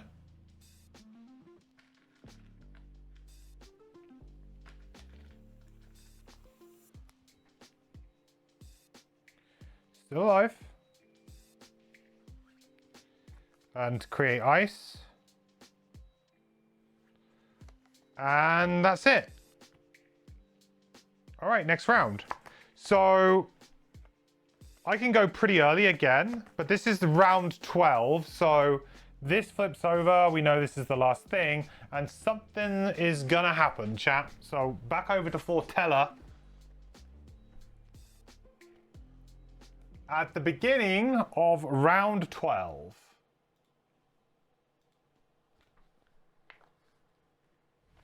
These terrible creatures are after your energy collectors. It seems you have disrupted their sleep. While you sympathize, feeling weary yourself, If you leave now, you might become unalive yourself. Defeating many of your foes, you seem to be gaining the upper hand when an enormous Ulgox corpse tears out of the ground. It is frozen and moves stiffly, a putrid roar crackling from its icy mouth. A new bolt of lightning flashes through the sky and strikes down on this new enemy.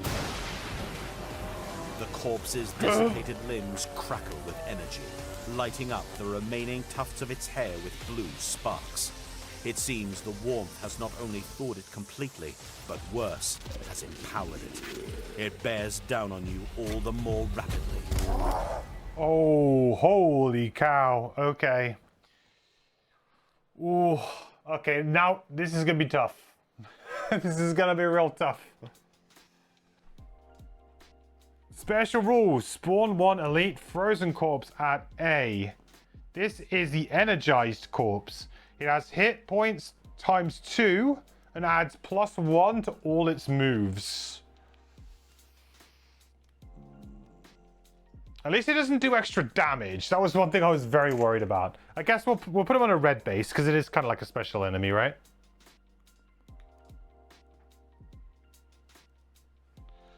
Number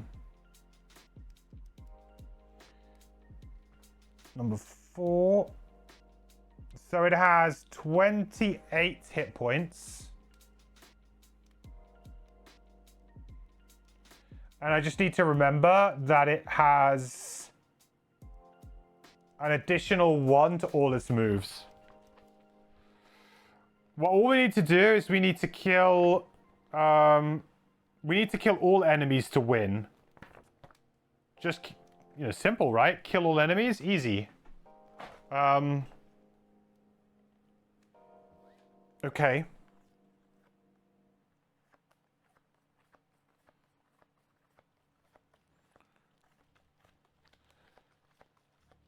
So this round, I do have an okay kind of round, actually.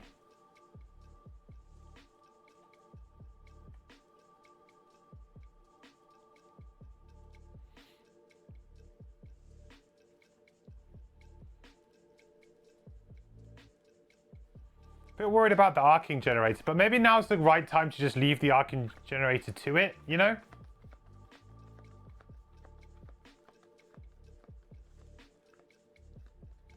I have a good feeling about being able to kill the standard frozen corpse.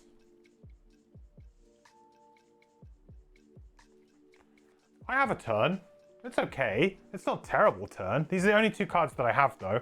In terms of stamina right now, I am very low. I'm definitely going to have to consider this going forward. Although, I like it because now the end is kind of in sight, right? The end is in sight. We know what we need to do. I mean, 48. Was it supposed to be 48? Has it gone down to 28?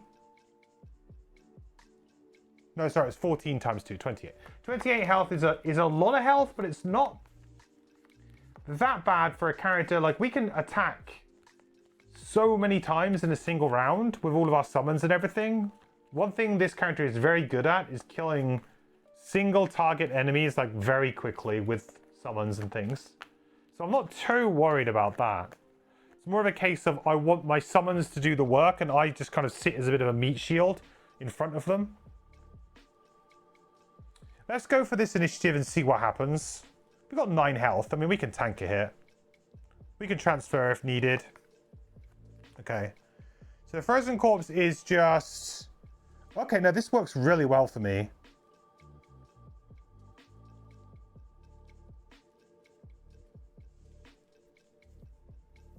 I think this works really well for me. I don't think I transfer.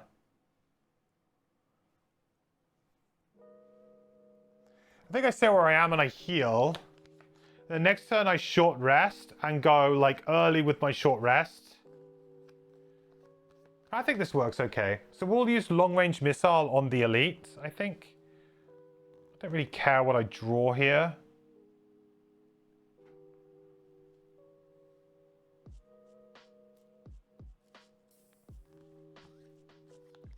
Oh, even better, I think. Okay, so that's 3. That has shield though. Oh, sorry, it's 4 because of this. So that's 4 minus 1 is 3. So 3 because of the shield. The Retaliator is a little bit scary. It's going to make the Arcing Generator rubbish. Only need to kill the Energized Corpse? No, need to kill all enemies. All enemies to win. Yeah, if it was just the Energized Corpse, I'd be feeling very confident here, but it is unfortunately not. Then I could just stay where I am and just heal 2. Go up to 11. I'd gain an extra point of health from this. Yeah, I mean, I'm kind of okay with that. Sure. Stay where I am, heal 2. No reason to like transfer at this point in time. Then at the end of my turn, I can heal everything around like was it range 8 or something, including myself. So we get another heal. So that's all good.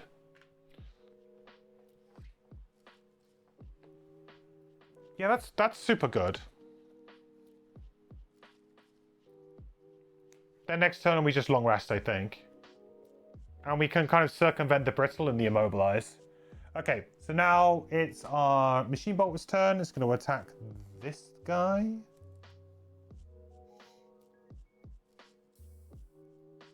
Okay, +1.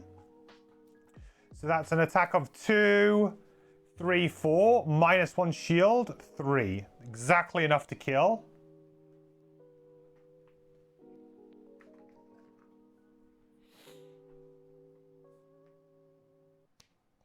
And I have the option to transfer now.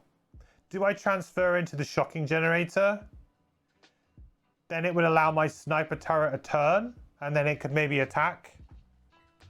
But then the problem with that is that then I kind of like open up these two to just get killed by this very easily. I don't think I transfer.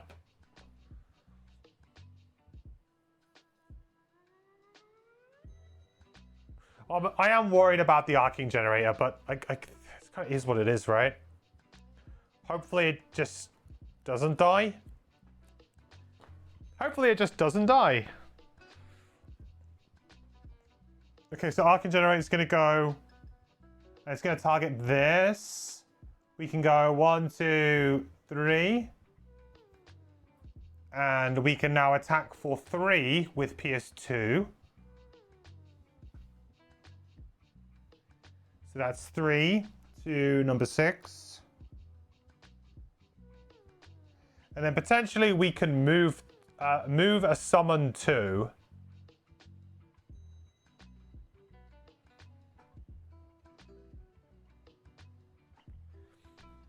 I think so, because I want this thing to be able to get both, and this is coming right up in front of me, so it's going to have range of this regardless.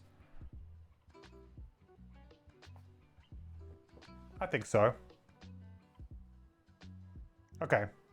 I mean, that was a pretty good turn, considering everything that happened there, right? So this has got move 4. So 1, 2, 3, 4, 4, 4. It's going to brittle and immobilize me, which I don't care about. So that's nice. 3.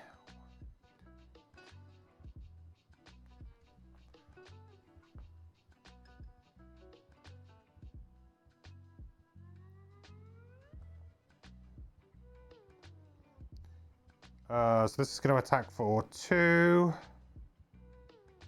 2. That's good. That's good. That gets us an extra turn out of it, which we were maybe not expecting to have. That works. We might even get more than an extra turn out of it because of the Warden's robes now. Cool. All right, next round. So we need to shuffle these tokens back up again and see what we're doing. This is good, guys. I'm feeling like cautiously optimistic. It's not often that in a solo scenario we actually get quite close. So the solo scenarios are usually pretty hard. So So it's not often that we get kind of this close, if you like. I think the good thing about this character is it's got so many levers that you can pull to do different things that you can really just kind of pull out pretty crazy turns out of nowhere sometimes, which is really nice. It's a very fun and satisfying character to play from that respect. If you're someone who likes a lot of toys to play with, this character is great for that, because it's like you can kind of like, okay, I can attack here, but then I could transfer, and then I could do this, then I could do that, but then I might draw that attack modifier that lets me transfer or do this. It feels a little bit quartermastery in that sense, where it almost feels like you always have the answer. You just need to figure out how to get there. There's usually a way for you to have a very good turn. You just need to kind of figure it out. It might not be immediately obvious. So it's a very rewarding character.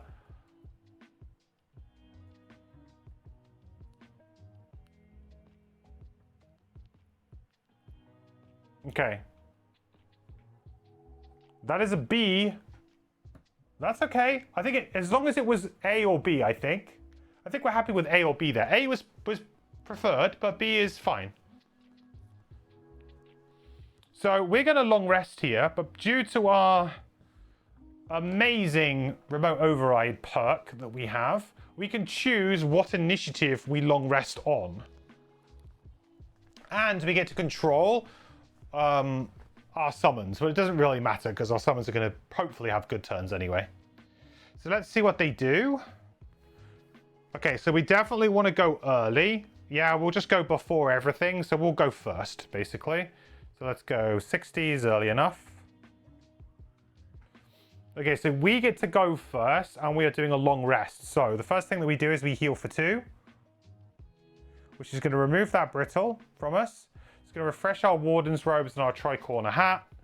Then we will get rid of...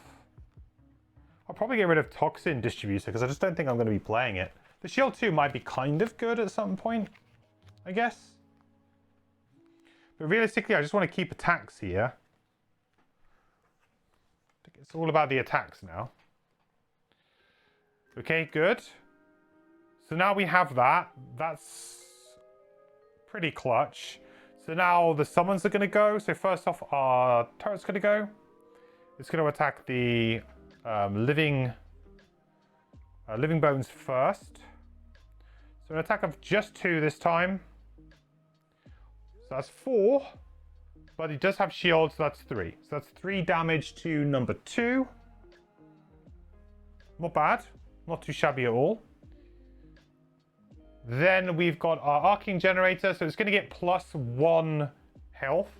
Sorry, +1 attack here. Wow. Okay. So we attack for 4 with the Pierce. That gets it done. Wow, that's huge. That is incredible. I'm dodging curses like a champ so far. I mean, it's coming. Oh, hang on, I had to attack this, didn't I? Whoops. I did that slightly out of order. I forgot that this is target 2. So actually, technically, that attack should have been here. That attack should have been here. So actually, it's an attack for... So I go back to it. What was it? +1. So actually, it's an attack 3 with a shield, so it's 2. Yikes. I forgot that. Okay. Not quite. I got ahead of myself. Forgot I didn't resolve an attack on this, which I should have done. Okay, so now resolving that attack. +0. So that's, yeah, not quite enough, unfortunately. So that's going to be 2, 3. So it's going to be 3 damage. So actually, number 6 is back alive on 1 health.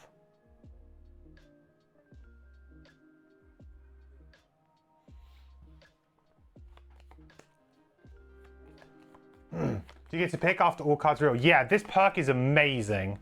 So whenever you long rest, you may do so on any initiative value, choosing your initiative after all ability cards have been revealed, and you decide how your summons perform their abilities for the round. So you can basically just be like, yeah, we'll go first, let all my summons kill everything, I'll long rest, I'll refresh all of my like protective items, we're good. I think it's one of the best perks I've ever played with. I love it so much. Scenario going good? I think so. I mean, it could still go bad. Like, there's still a scope for it to go bad, for sure. I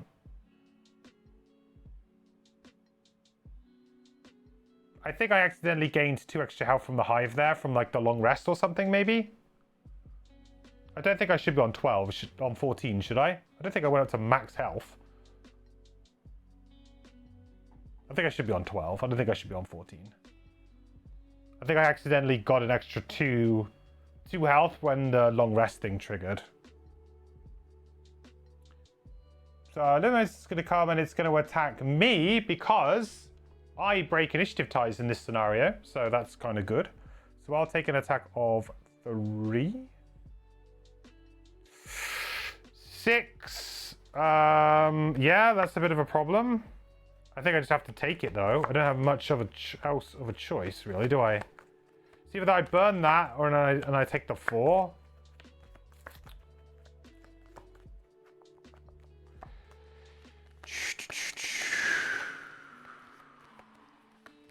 Ooh. Do I burn a card for that? Man.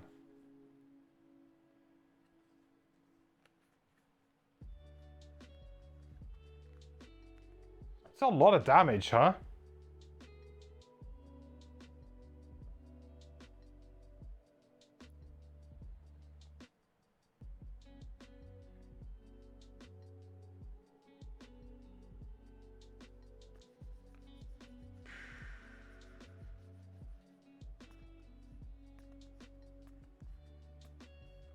The thing is that I'm going to be taking an attack of 4, which, you know, he could draw a +1 and be 5, and then suddenly I'm down to like 1 health. I may as well burn a card here, because I'm probably going to be forced to burn a card regardless. So I'll burn a card. I'll burn Code Geminate and just sort of hope, really, that it's not going to come into play. Actually, yeah, that's fine. That's a fine burn. The other one is going to attack our little arc here. -1, so that's an attack of 2 with the Warden's Robes, no damage. Oh, still alive. Then I'm going to get an attack 4 from this guy. 4.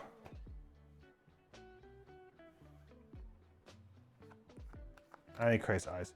Yeah, this is... I mean, I've got 4 cards now. That's the problem. The problem here is I've got 4 cards. I've got summons. So, you know, never count me out. I've got summons. But we've also only got 4 cards.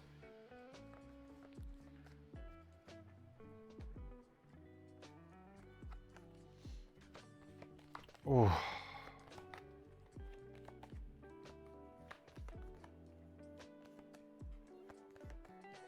Okay, how do we kind of win, but not necessarily win this round? But how do we make sure that we don't lose this round? I wish I had some form of immobilize. I so wish I had some form of immobilize right now. It would be insane against this boss. Well, I shouldn't say boss, named enemy. Right, flipping. We've got a 50% chance again. Oh, it is A. We got it. We're getting them 50-50 flips today. The Frosthaven gods are smiling on us. That's pretty big, because we're going to get a heal and we get the +1 damage. Now might be a really good time to just go in for Faceless Entity, really.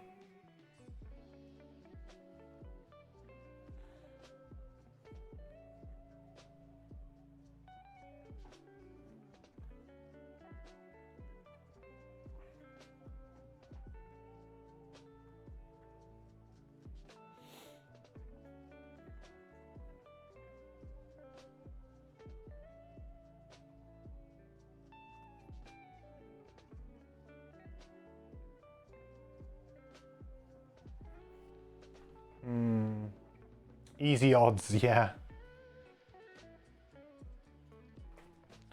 So what I want to do now is I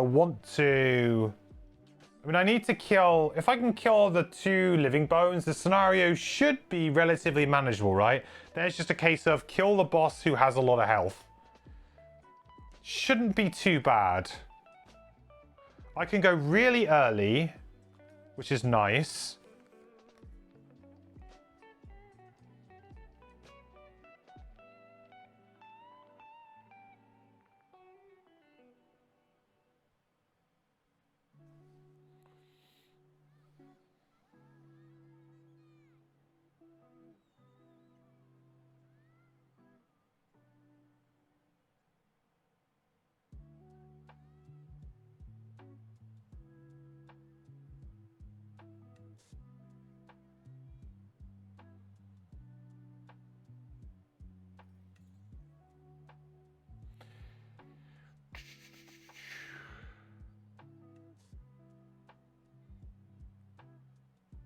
I mean, I could go for a little bit of a strange Hail Mary play here, which could be quite interesting.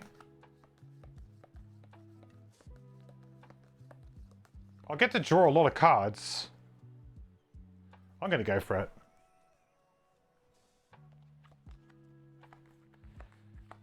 Oh, actually, I've just seen that. No, that's super good because he has Retaliate, right? I mean, that just cleanly killed... Oh, yeah, but then I may as well just do that and draw anyway. Yeah. I'm not going to get two lots of draws at it. Yeah, no, let's not do that. I've got a better way of doing it. I was just thinking, because this guy's got Retaliate, I could easily just walk into here, get an attack, and then potentially, you know, get that Retaliate flip, and it's dead. But also, I can kind of get two attacks off naturally if I do it the other way around. Which is, I think, what I want to do. So I'm going to move 2 here. I'm then going to transfer, dropping this down here.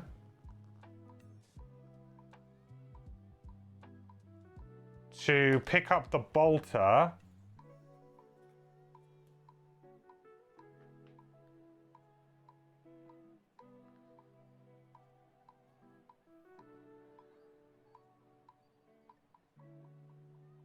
Then I'm going to Then I'm going to just not use the move 2, I don't think. Yeah, not use the move 2. Then I'm going to transfer back into this. Putting the bolter down.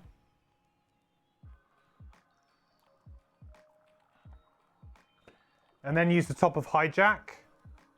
So, gain 1 XP. This is a long roundabout way for me to get quite an interesting turn. Grant the summon place by the transferability attack +1. The machine bolter has range 3 and it has target 2. So it's going to be attacking for 3 plus this 4 on both things. Right, so first up on the Living Bones. So attack of 4 on the Living Bones. Hang on. I hadn't even put the initiative in yet. I should probably draw for the round, huh? I was like, I've already planned out my turn. It doesn't matter what the enemy's doing. Yeah, so we're going to be an attack 2. Attack 4 on the Bones. +1, so Bones dead. Then I could transfer if I wanted to. Don't think I want to, really.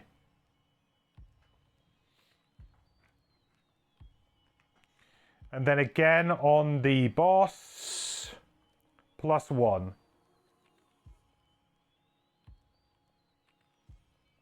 So it's 5 with the Martial 4. So 4 damage to the boss.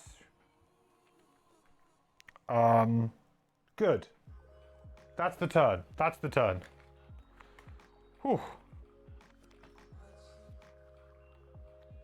So now it's onto my summon. So first my turret's going to go and it's just going to get an attack 3. Also I get to do a heal because of ending my turn here, which is kind of important. So yeah, we'll do an attack there. +1. So 4, so it's 3 damage. Wow. Okay, good. It's dead. Then Arcing Generator is going to get an attack. Oh my god. Kills it. Right? Oh, sorry. This guy was on 4 health. They're both dead, right? They're both dead.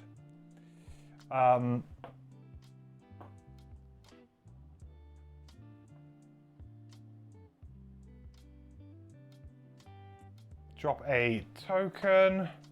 And I even drew the mystical move 2 card as well. So I can move it up 2 if I want. Which is kind of interesting. It will probably just die to the retaliate, won't it, at some point? I mean, I'm just kind of accepting that that's going to happen. But maybe I can get like 1 attack or 2 attacks off with it. Wow, what a crazy turn. We killed both of the living bones and we got that going. Okay, I am going to be taking a not so nice attack here though. An attack 2, 3, and I gain brittle. I have 2 cards. I could just do that long rest trick again. Honestly, I could just do that long rest trick again. It probably isn't a great idea considering, you know, what I actually have. I can also just heal myself for 2 to remove the brittle anyway, so I guess I just kind of chill.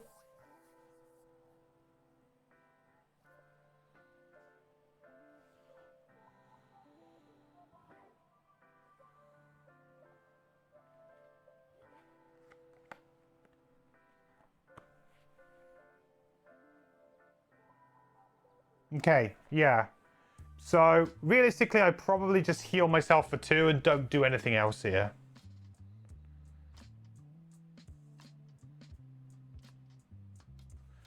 Yeah, heal myself for 2 and nothing else. Because that gets me 2 health. It removes the brittle, which is important. Also, I end my turn here, which means that I get to heal everybody for 1. Which means I can get rid of this token from the Arcing Generator. I can also heal myself up for another 1. So then the summons need to go. So they're going to get +1. Did I not draw for I don't think I drew a cabinet that turn, did I? We can tell if it's because of the number of rounds, yeah. Should be divisible by 3.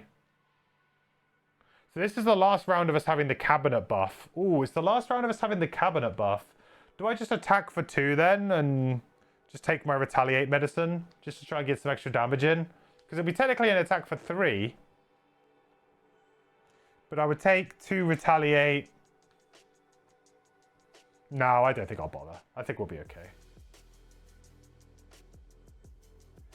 I think consistency is the name of the game here. I don't need to rush quite yet.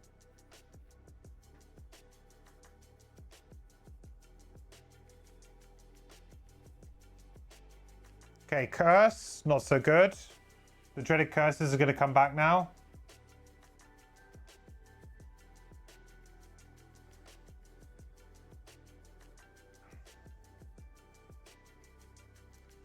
That's a good draw, though. +2. Plus it has PS2, so that's 4 damage. Nice. But it does take 2 back and retaliate.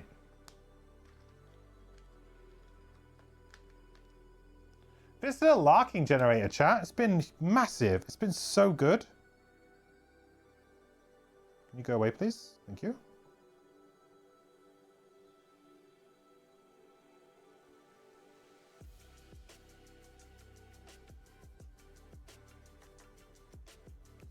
Right, so I'm going to get attacked for 4 because I break initiative ties in this scenario. 5.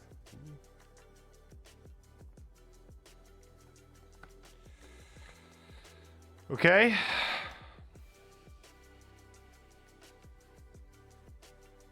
He's doing his best. Yep.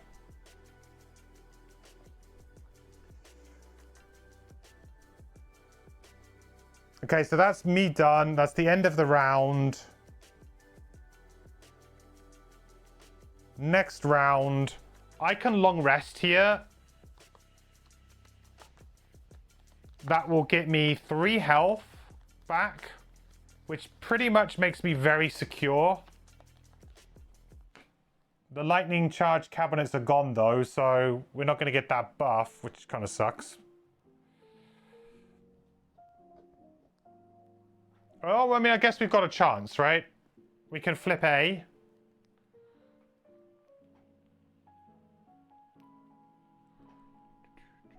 I'm so annoyed that I haven't really got the major power potion thing going.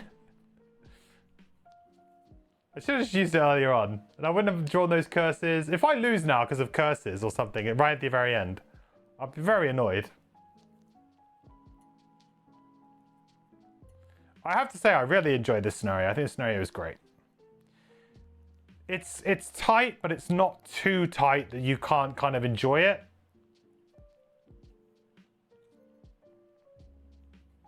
It really allows you that opportunity to just mess around with the character, which is what I really enjoy.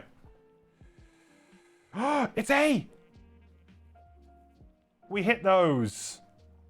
No way. I don't know why I removed these, but I did.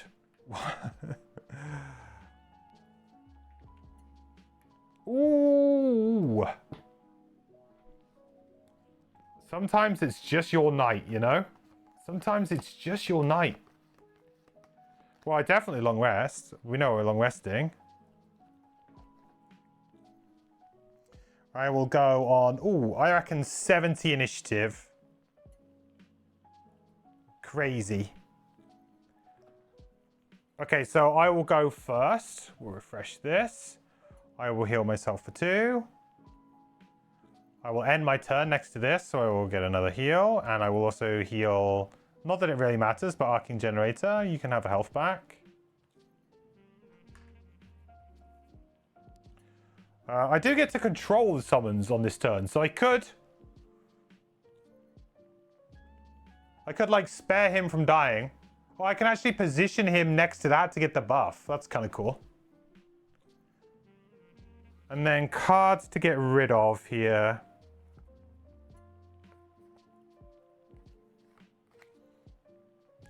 Thinking of getting rid of a hijack. Yeah, get rid of hijack, I think. All right, so summons go. So we're going to get +1 with our bolter.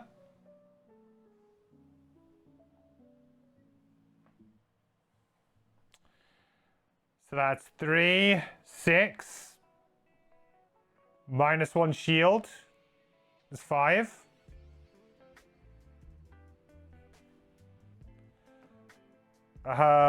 Sure. Then the Arcing Generator, because of this, we get to choose how they perform their actions. Wow. How close are they to retiring? I actually can't even remember. I think we've got donate 70 gold to the temple on this character, I believe. So it's like kind of whatever. And then we have a locked quest for the other one in the calendar that's coming up. So okay, so we're going to move there with the Arcing Generator, and we're going to get our attack with our +1. So we will attack for 3 here. So that is 3 with the PS2. 3, boom, down it goes. Unfortunately, the Retaliate kills us. Unfortunate. But you did well. Did very well.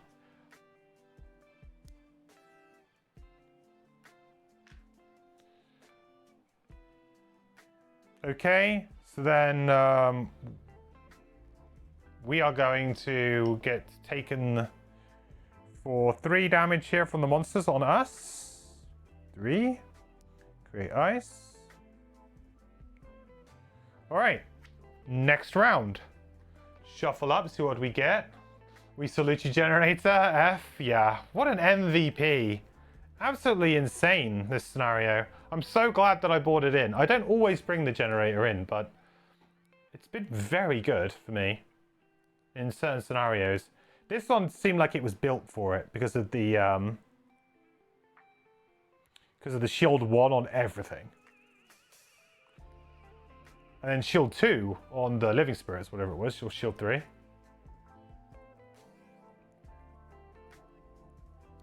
don't think this is going to matter too much, but it is B.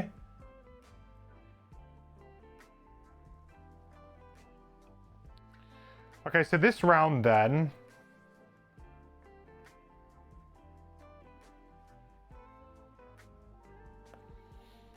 I actually have a very interesting mode up right now, which is going to really help me out, which is all my single target melee attack abilities have +2 range. So this guy has Retaliate 2, so I could play something a little bit spicy, like this and this, go on 12, just use this as a move 2 to get back, get this loot, and then just hit him with a couple of faceless entities. Or I can move 2 over here to get the +1. Actually, I could use my crude boots to go here, and I get the loot and get the buff. Yeah, let's do that.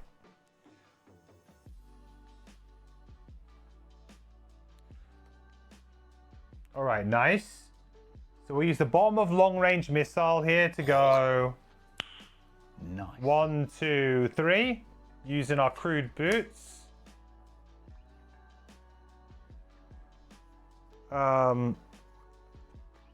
Good stuff. Then we'll use Faceless Entity. During your turn, add +1 range and +1 pierce to one of my ranged attacks. And we'll use Major Power Potion to get +2. So we're going to be attacking for 2, 3, 4, 5. Yeah, 5.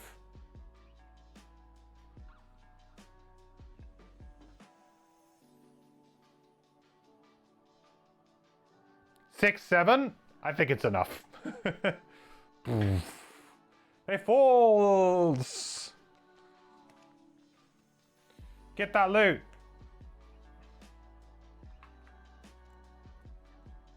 One coin. I've got 2 pieces of loot. Not so hot. And there we go. And the coin. Beautiful. Beautiful. You were ready for the null. I mean, I had 2 attacks and I had an attack on there. I was kind of like, yeah, it should be good. I mean, I ran that very close. 2 cards in discard, 1 card in hand. So I literally only had maximum 2 turns left, right? A long rest turn and then a 2-card play. So I really did not have many turns left at all. That was very close. It looked kind of comfortable at the end, but actually my stamina was really taxed there. I was 1 bad turn away from losing the game for sure. Only drew 1 of the curses. No, I drew 2 of the 4. I drew 2 of the 4, I think. We can take a look, but I think I drew 2 of the 4.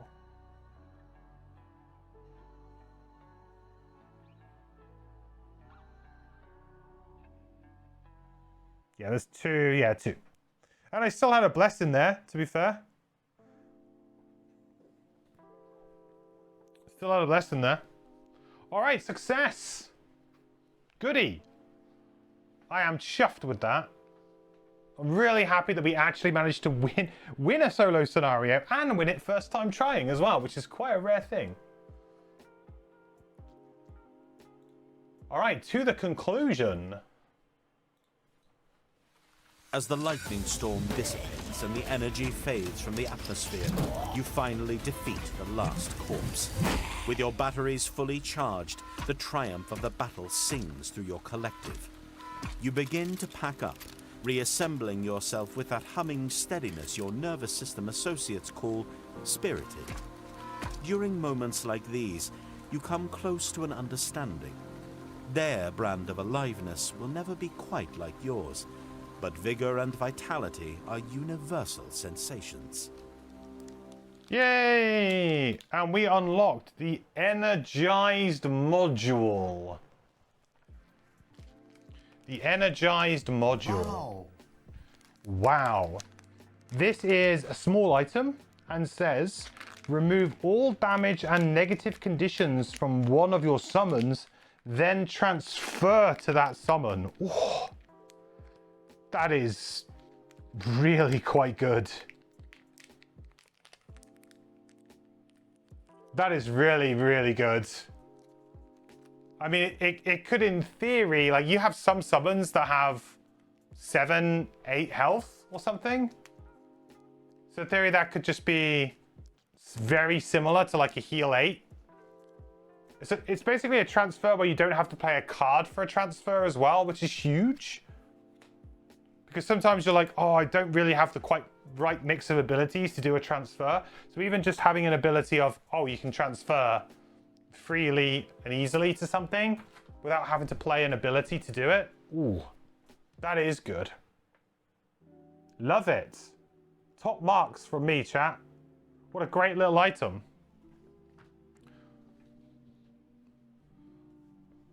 Awesome. Well then, I think it's time that we do a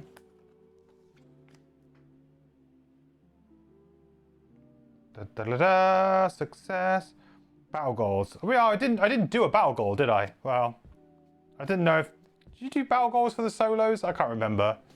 I didn't actually draw them at the start, so if I didn't, that's a bit of a mistake, but it's fine. It's never been a key focus.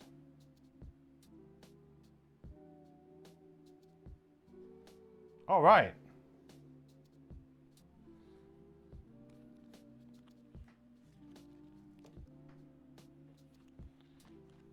So then, did we level up then?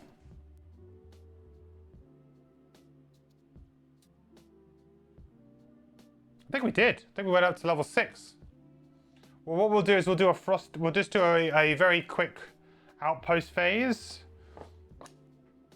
Because that was sort of like our return, if you like. It's good practice to do an outpost phase, I think. That was a really, really good scenario. That might be actually one of, if not the best scenario that I've played so far. In terms of like thematically, it was nice. It just had this really nice feel to it. The only thing I guess I didn't do so well was get my turrets to have lots of turns, which felt like more of a mistake on my part that I think I didn't quite... positioning them next to a cabinet was a nice idea, but ultimately I ended up getting less attacks in when if I probably just positioned it here in the middle. It's a nice little kind of... You're really encouraged to play around that, and actually maybe that's not the best thing to do, because I probably could have got an extra maybe 2 or 3 attacks off at certain points if I'd put them closer to the middle of the room. Which could have been a big difference.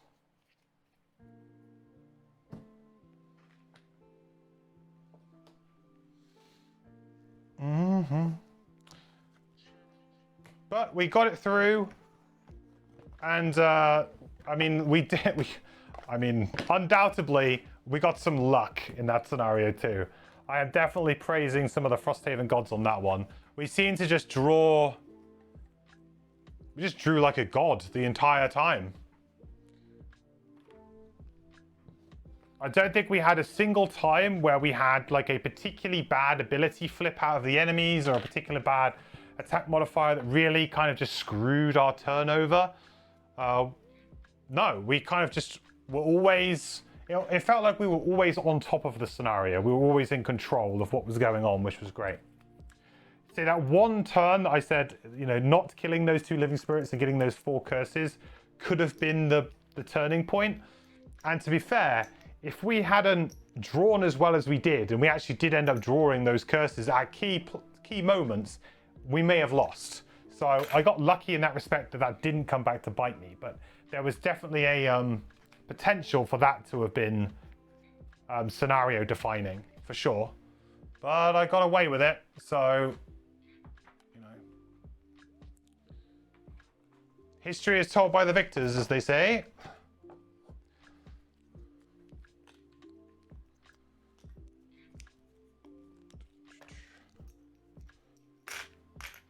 Good.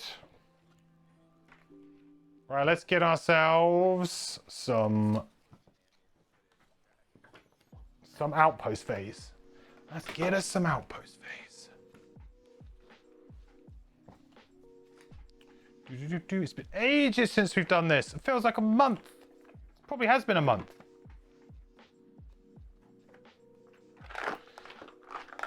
Gotta try and remember how to do it. It's been so long, I've covered up loads of stuff with like Gloomhaven things now. Because of second edition, I had loads of Gloomhaven stuff out of the box.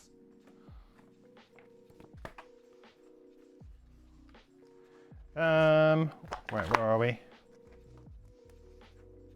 Do. Do. Yes, there we go. And it's been a while since we used our campaign sheet too.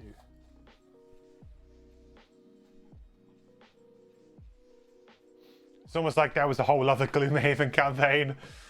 Yeah, I guess there kind of was in a way. I mean, they call backer kits campaigns now, right? Oh no, my Twitter has turned to X. Oh, I hope that's just a meme.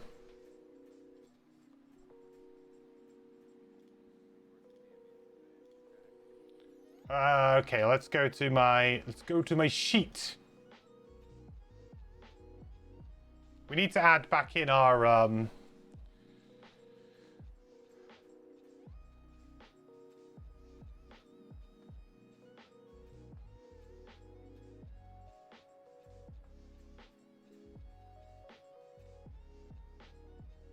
I think it's accidentally kind of messed up. I'll have to like sync it with everything here now.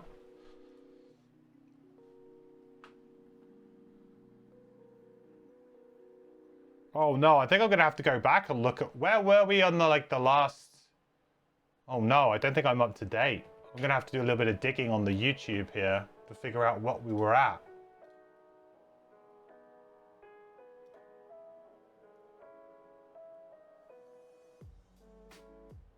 Frosthaven Meteor, here we go.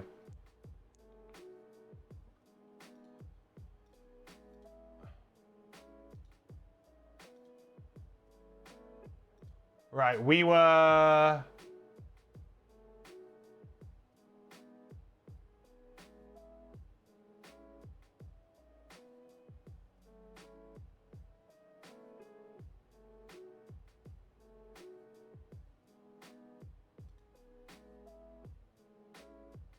When did I lose?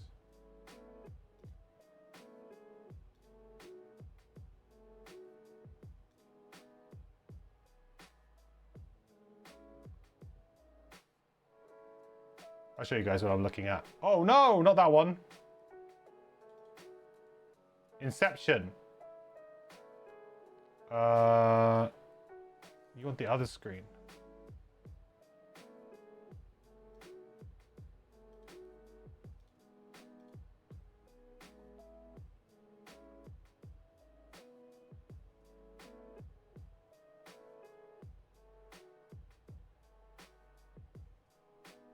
Well, I had 15 health.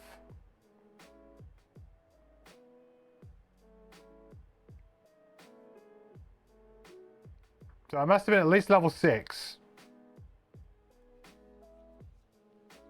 And we had 11 XP.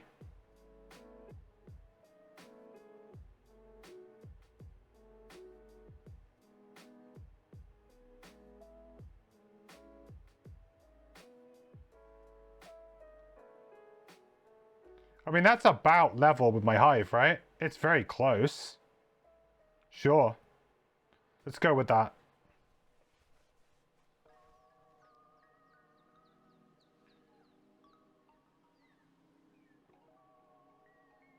Do I open the sheet any? Oh, I do. Oh, no. There we go. There you go. I was on 284 before the scenario really started. There you go. So it should be on 295. No gold. Did I collect any gold throughout the scenario? Probably not. Knowing me. Nope. Nope. And then apparently one death cap, but I probably moved, to be honest, I probably moved that to the Frosthaven supply because I always do. So actually that was super simple. And then we can just quickly do our perks.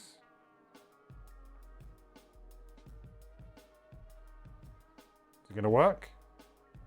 Hello, click. Click, click, click, Click. Unfortunately, it's real because Elon just isn't that bright.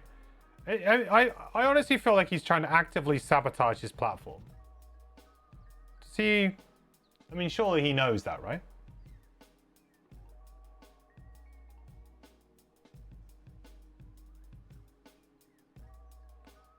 At this point in time, people are looking for other places to go.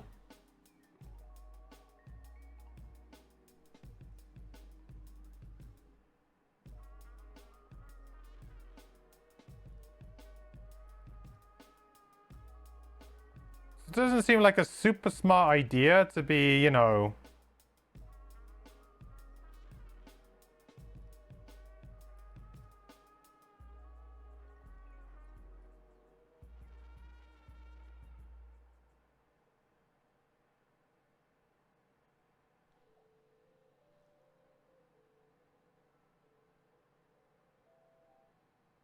Okay. Got ourselves level. It seems like a really silly idea to be changing things up and like kind of annoying people when everyone's looking for an alternative to Twitter right now. I haven't tried out Threads, so I should probably get on there at some point. Okay. Boom. Let us draw a winter event.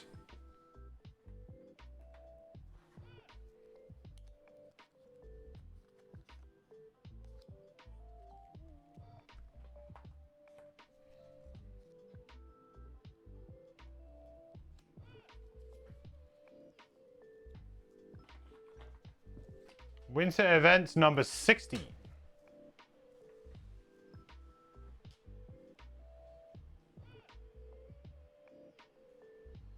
We lose the webcam.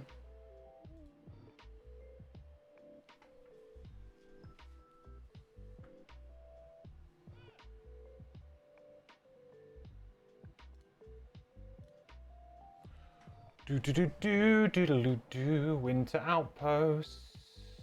Event 16.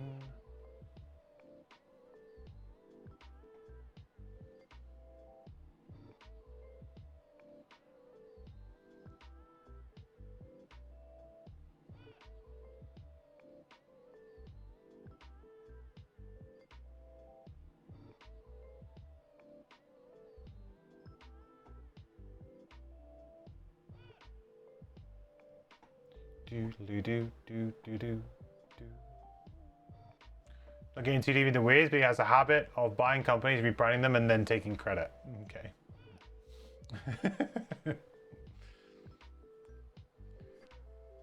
Well, I guess that might have happened, might have worked maybe a little bit better in the past, but I don't know if nowadays, you know, he's a bit too much of a public figure for that to happen as well. I don't know.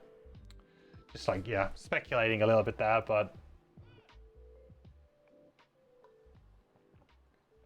I feel like if you wanted to do that, then like Twitter, one of the largest, kind of most kind of, you know, publicly known about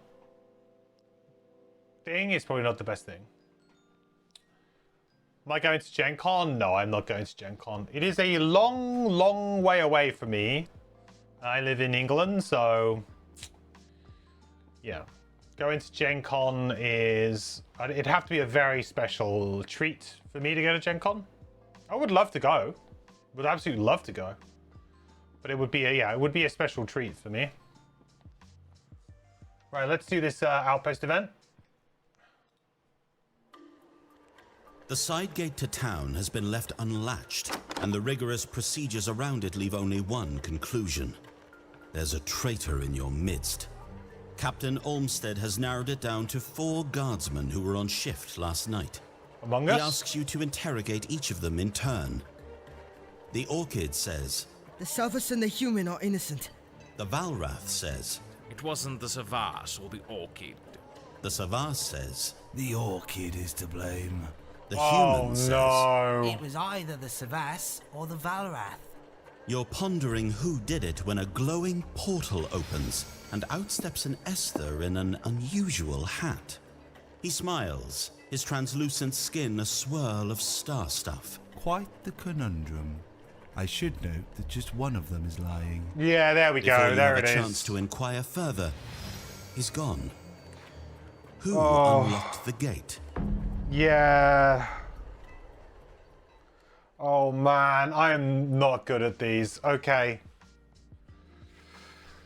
Okay, let's do that. Right, logic puzzle. Let's think of it. Okay, like this is this is a classic logic puzzle that they've just obviously rebranded. Okay. Right, we should get like a little piece of paper. Or maybe I could do it on the back of this. Okay. Let's do the. So we have an orchid.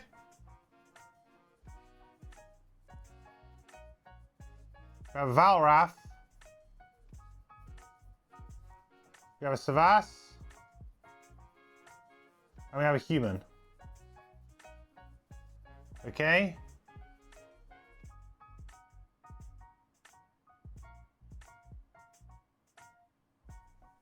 One of them is lying.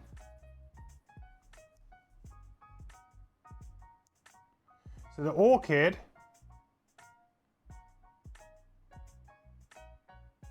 hang on. Is it better to write it out in a chart, actually? Like this, maybe?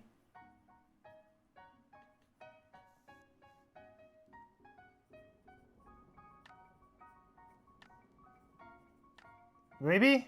I don't know what I'm doing here. So the orchid said, and the Savas and the human are innocent.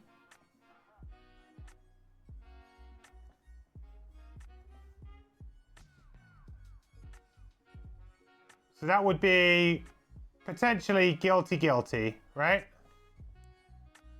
The Varro says it wasn't the Savas or the orchid. So they're saying that innocent, guilty, innocent. Savas is saying that the orchid is to blame. So guilty, innocent. The human is saying it was either the Savas or the Valrath. Sorry, the Valrath or the Savas.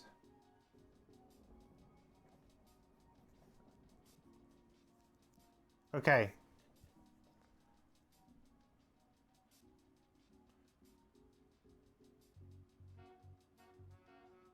So Savas must be innocent. Because Savas must be innocent. Because more than one person said that they were innocent. So they must be innocent. They must be innocent. For the same logic that if only one person is lying, this would mean that two people would have to be lying.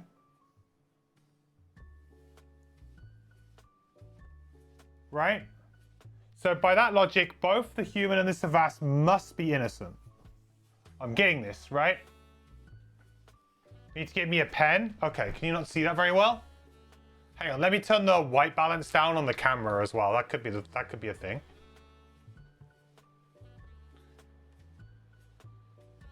It's the white balance on the camera, to be honest. Hang on.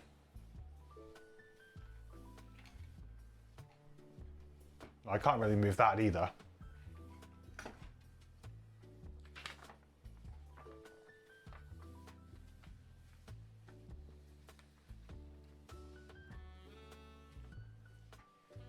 Oh man, the white balance is just washing it out, huh?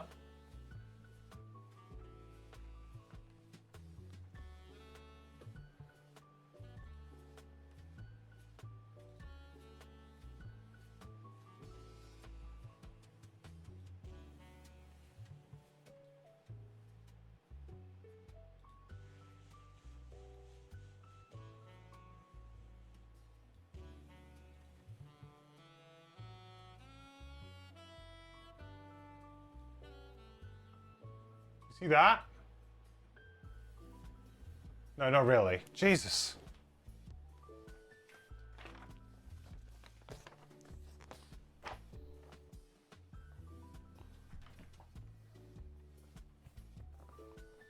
I'm not quite sure how to make that better because unfortunately it's being blown out by the only thing, this side camera could work better, yeah. Let me see if I can just get that in there. Get it in there.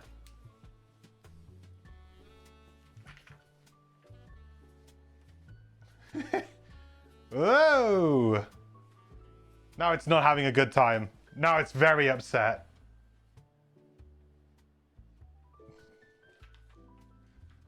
Okay. Hang on. We could do better than this. We could do better than this.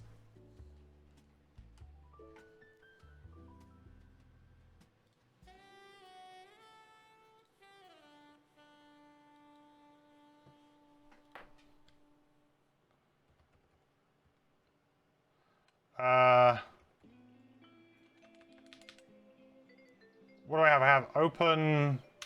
Right, let's just open office, all right? And I'll just write down what I've currently done. Right, so we have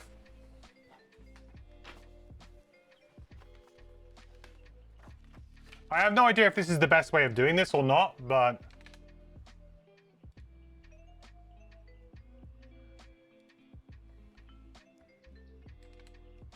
I'm not great at doing this kind of stuff.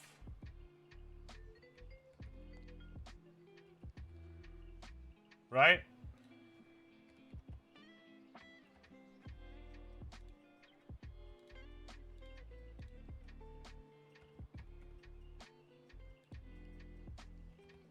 Okay. So the orchid said that the Savas and the human are innocent. So innocent, innocent, right?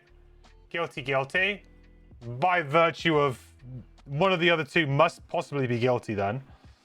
The Valrath says it wasn't the Savas or the orchid. So innocent, innocent. Then so by virtue they could be guilty. They could be guilty. Gonna blow this up a little bit.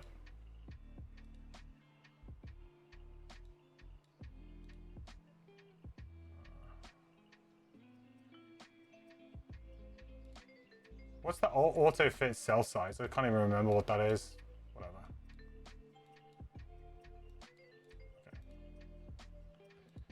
Okay. Anyway, Savas said the orchid is to blame. So the orchid is guilty. Right? That means that everybody else has to be innocent. The human says it was either the Savas or the Valrath. So guilty, guilty. So be innocent, innocent, right? So the way that I'm seeing this is that because more than one person said that the Savas is innocent, they have to be innocent, right? Because even if one of those people was lying, I mean, they, you know, it can't be. And also it means that the human is most likely lying. Because it's the only one that said that they were guilty.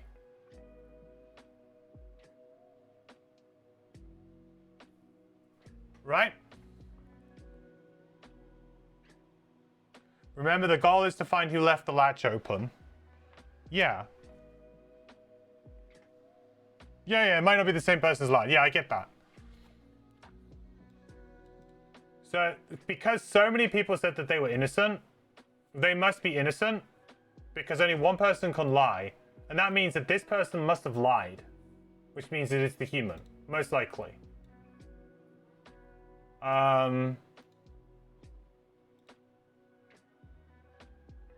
So, we can be confident that this person is innocent. We can also be confident that this person is innocent because of the same thing. But then that means that two people must have lied, which is weird. That can't be the case, right? So that's strange.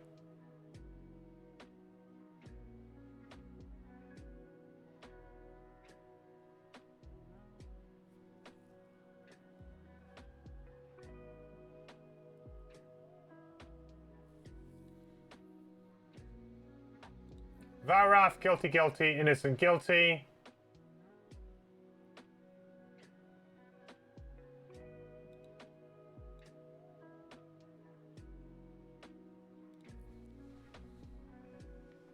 Huh. The human said or? Oh yeah, you're right. The human says either. That's a good point. He said either the Savas or the Valrath. Okay. So the human might not be lying. Because they could actually mean, okay, so if we were to change the answer from the human, from the Savas to innocent, then Savas has been exonerated, basically. And so then it could be the Valrath. So that means that one person lied, which could have been the Savas. Because the Savas would have lied, because the Savas says that the Orchid did it, but actually the Valrath was the one who did it. So the Savas is the liar, and it's actually the Valrath that did it.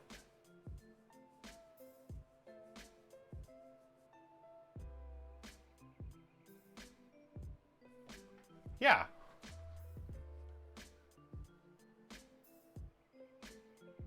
Because the human...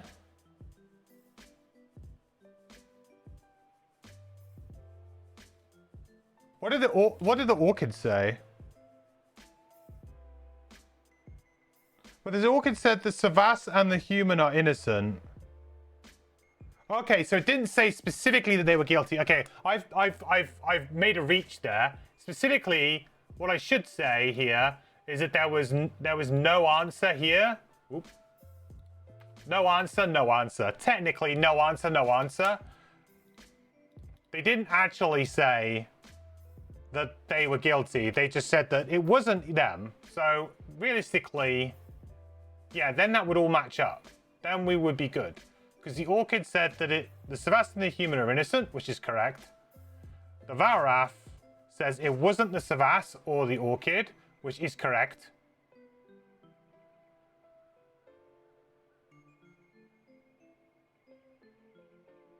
Yeah, it's the Valrath. And the Savas lied. It's the Valrath. I'm going to determine who unlocked the gate and say it aloud now. Valrath.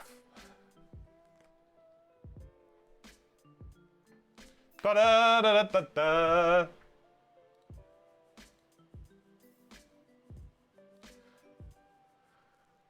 Good job I didn't have Fortella open on my other screen, like, and actually looked at it, because it gives you the answer.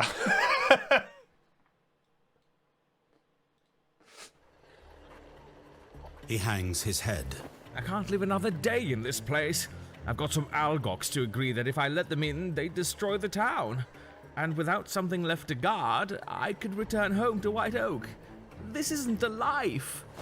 You learn afterwards that he paid the Savas a month's wages to cover for him. The Valrath will get his wish. Both he and the Savas are sent back to White Oak for punishment as soon as the pass opens back up. Curious that the helpful Esther showed up at just the right time. You wonder if you'll see him again. I wonder. Or did they conveniently come in just to give us that tiny little bit of information we needed to solve that particular logic puzzle? I was thinking, like, how are they going to, like, say, like, one of them telling the truth or not? All right, gain 2 morale, gain 10 experience points each. We actually don't need any morale, so that kind of is whatever.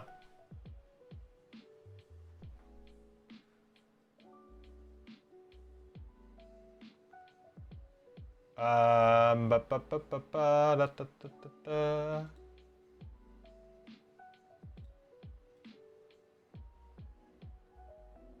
da. 10 XP though, we'll take that. Each as well, wow.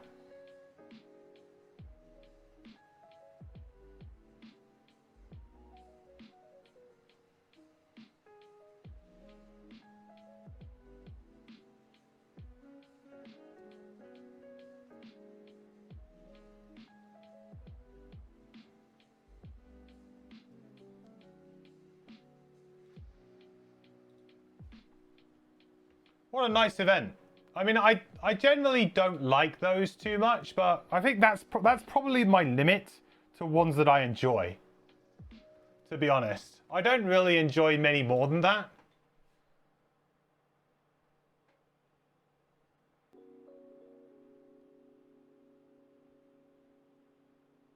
That's about the limit of my enjoyment for that type of thing. Okay, good. So now we've done that. That is our event over and done with.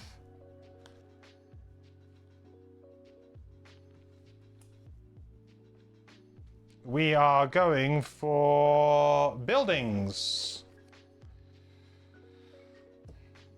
So I don't think we have much in the way of gold, do we? 14 gold, and that's it, really. And I need to save some gold to donate to the temple. So I probably won't be buying much here. I have to work out what I can actually upgrade at this point in time.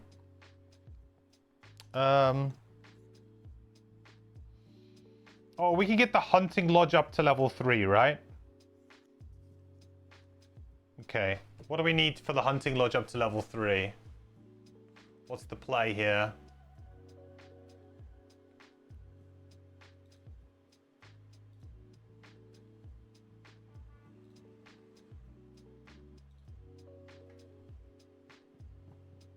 You have like no resources. Oh. Actually, I don't know. We have a few.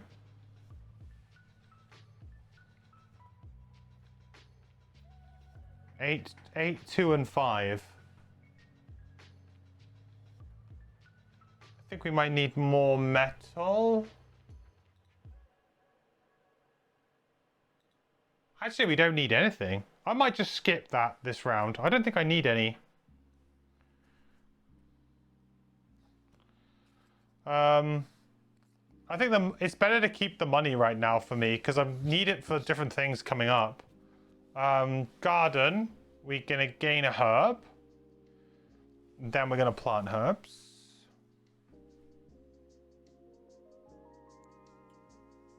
What is in our herb garden?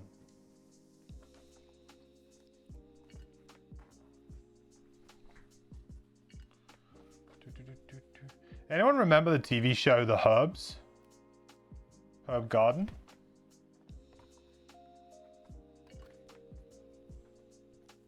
I don't know why, but that's just the theme tune to that has just suddenly got into my head.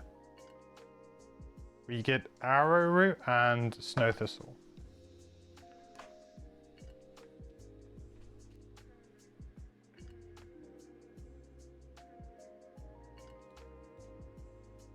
Scared to play because I'll get DMCA'd, but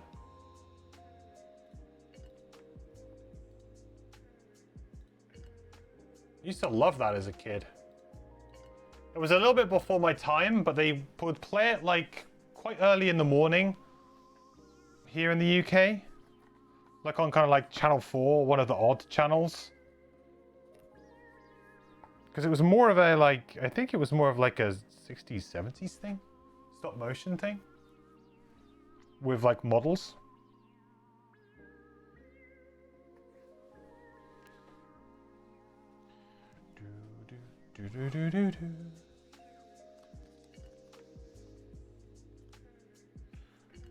We need to do this, that's for sure.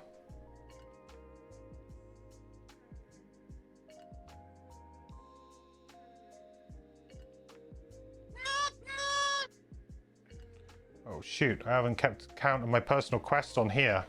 Oh dear, I must have lost it. Hey Bones.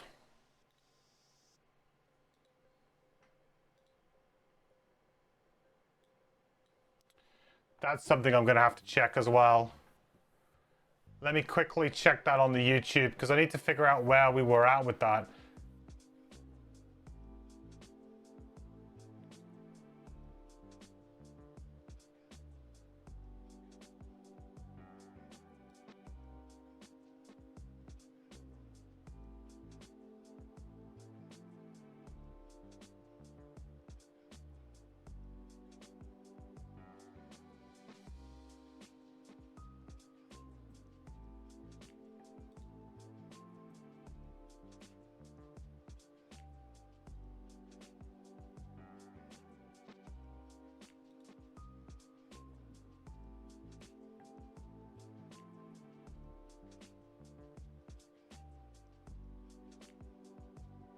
I can't remember what my progress was.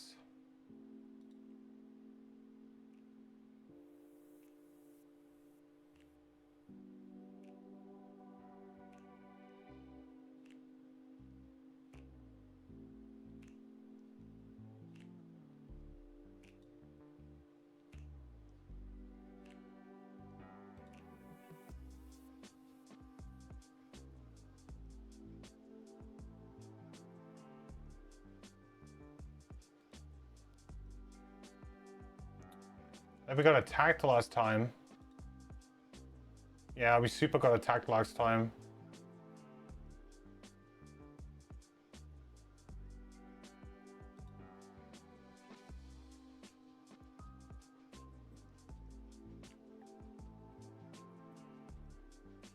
Planted our herbs, then did we do our 7? There it is, 7. So we've done 8. Nice. Okay. We've done 8. So we've done 8 lots of 5. So we're up to 40 now. That's good. So 40 gold donated of the 70 we need to retire with the continued prosperity one. That's pretty good. Okay, good. Happy with that. We'll put the blessers in now, but the game never remembers. So we're just going to have to remember to put them in next time. Okay. I don't think we really want to do anything in downtime either. I feel kind of a little bit cheesy doing anything in downtime anyway. I guess maybe we could do a potion or something if we've got something we can do on the alchemy board. That seems fun. Let's do a potion on the alchemy board, shall we? If we can.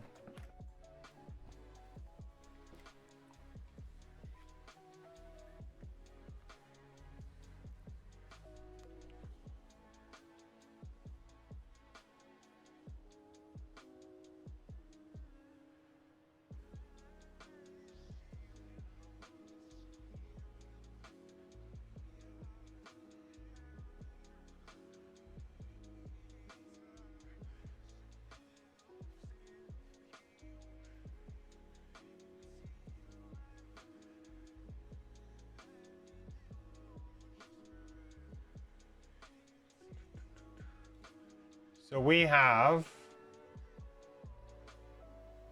1 arrow vine, 1 axe nut, 1 snow thistle.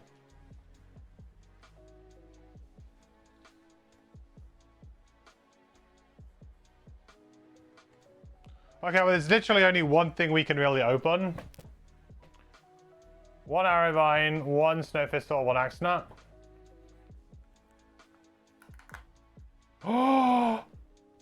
Oh, we did it. We did it. 100 major stamina potion. It happened. It actually freaking happened. What a pull. I am very cautious to see how this has been nerfed. Must have been nerfed. There's no way. Level up? Oh yeah, do we level up too? Yeah, I think we might do.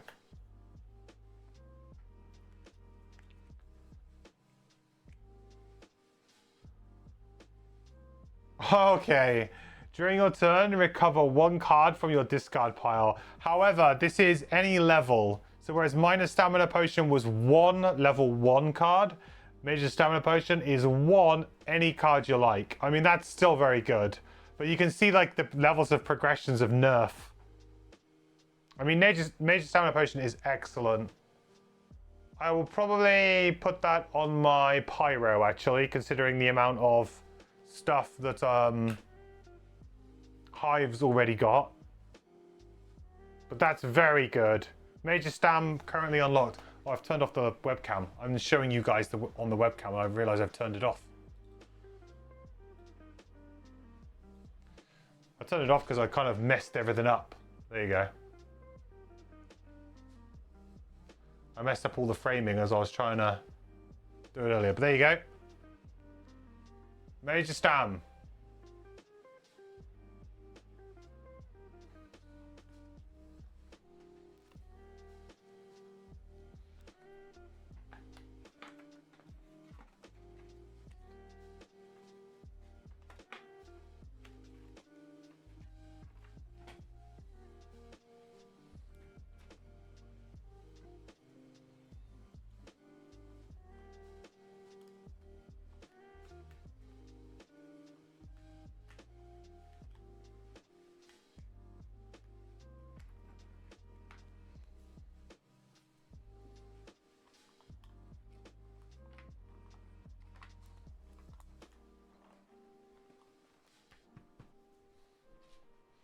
Yeah, we can level up, right? We did level up, I think.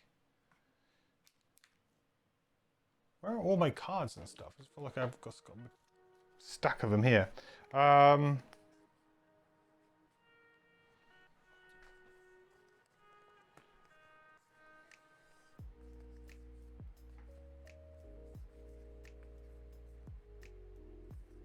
Did we level up? I'm not sure if we did we? Level 6? I think we're already level 6. We're just not using a level 6.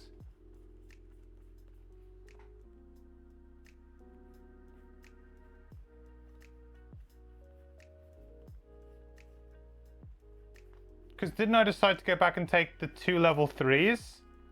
I felt very confused by this.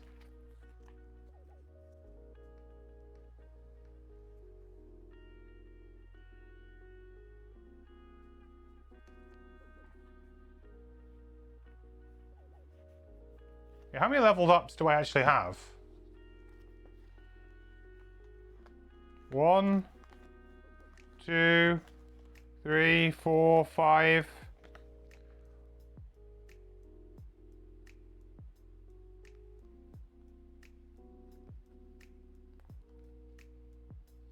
Yeah, I've got the right amount. 5 cards. Yeah, I've got the right amount.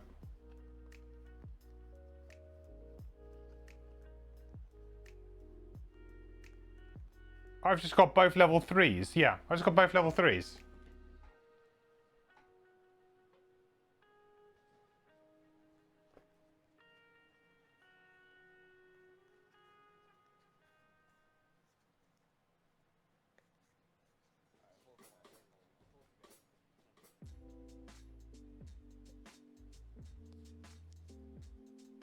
I'm not sure what I've done with my other cards for my other character. I think I've already leveled up. I'm a bit confused about what level I am now. Yeah. I mean, it did feel like I've leveled up. Maybe I should be on 10 more XP than I'm supposed to be on right now.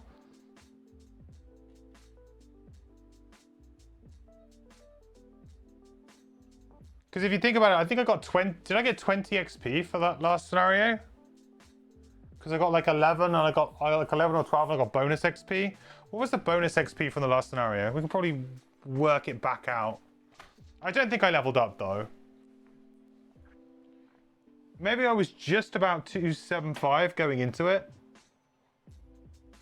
I'll figure it out between now and the next stream, I think. I'm a bit confused, but we'll figure it out. I just need to go back over the last stream and have a look and see what I had, and yeah, it shouldn't be too hard to backtrack and to figure it out. But I don't think we actually leveled up on either of the 2 characters.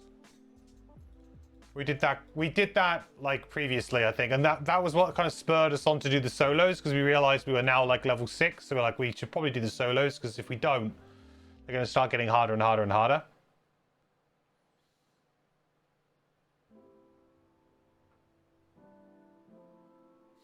I've had to have gained at least 23 XP. That scenario to level. Yeah, and remember I got the 10 bonus XP from the event though. But yeah, I think we're okay.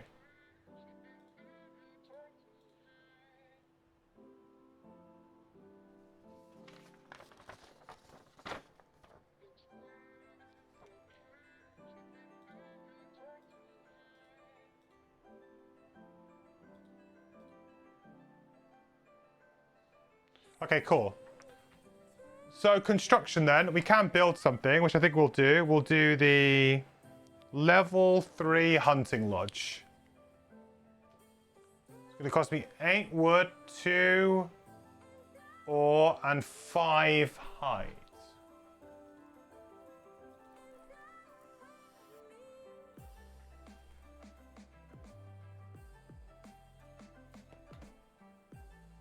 Eight wood, man.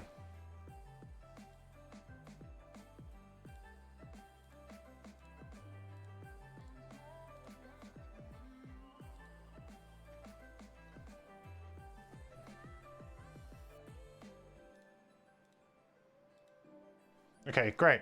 So that's gonna get us the level 3.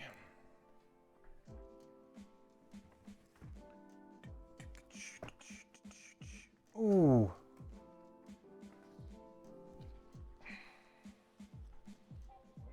Hunting Lodge.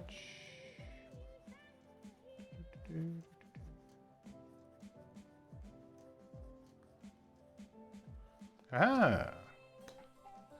There we go. Level 3 Hunting Lodge.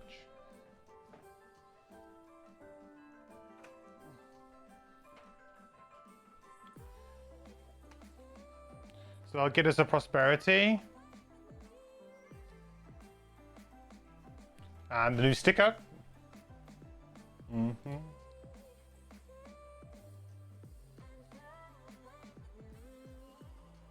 Getting close to prosperity level 6. Getting close. 4 more.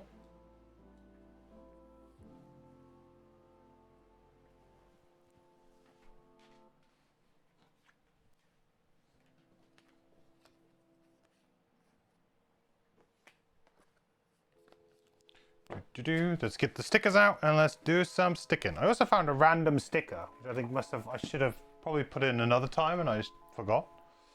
I can go on as well while we're at it.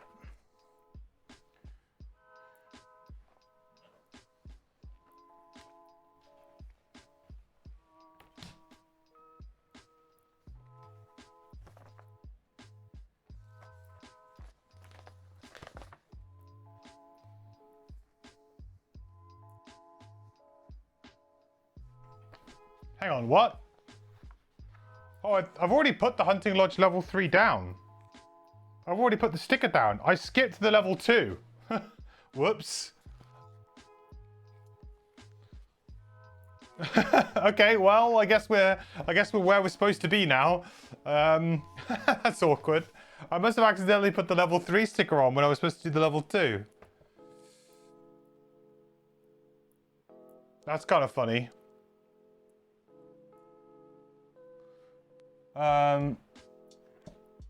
Core attunement, I just didn't put that down. We've already done that. Sorry, but I just didn't put it down. For some strange reason.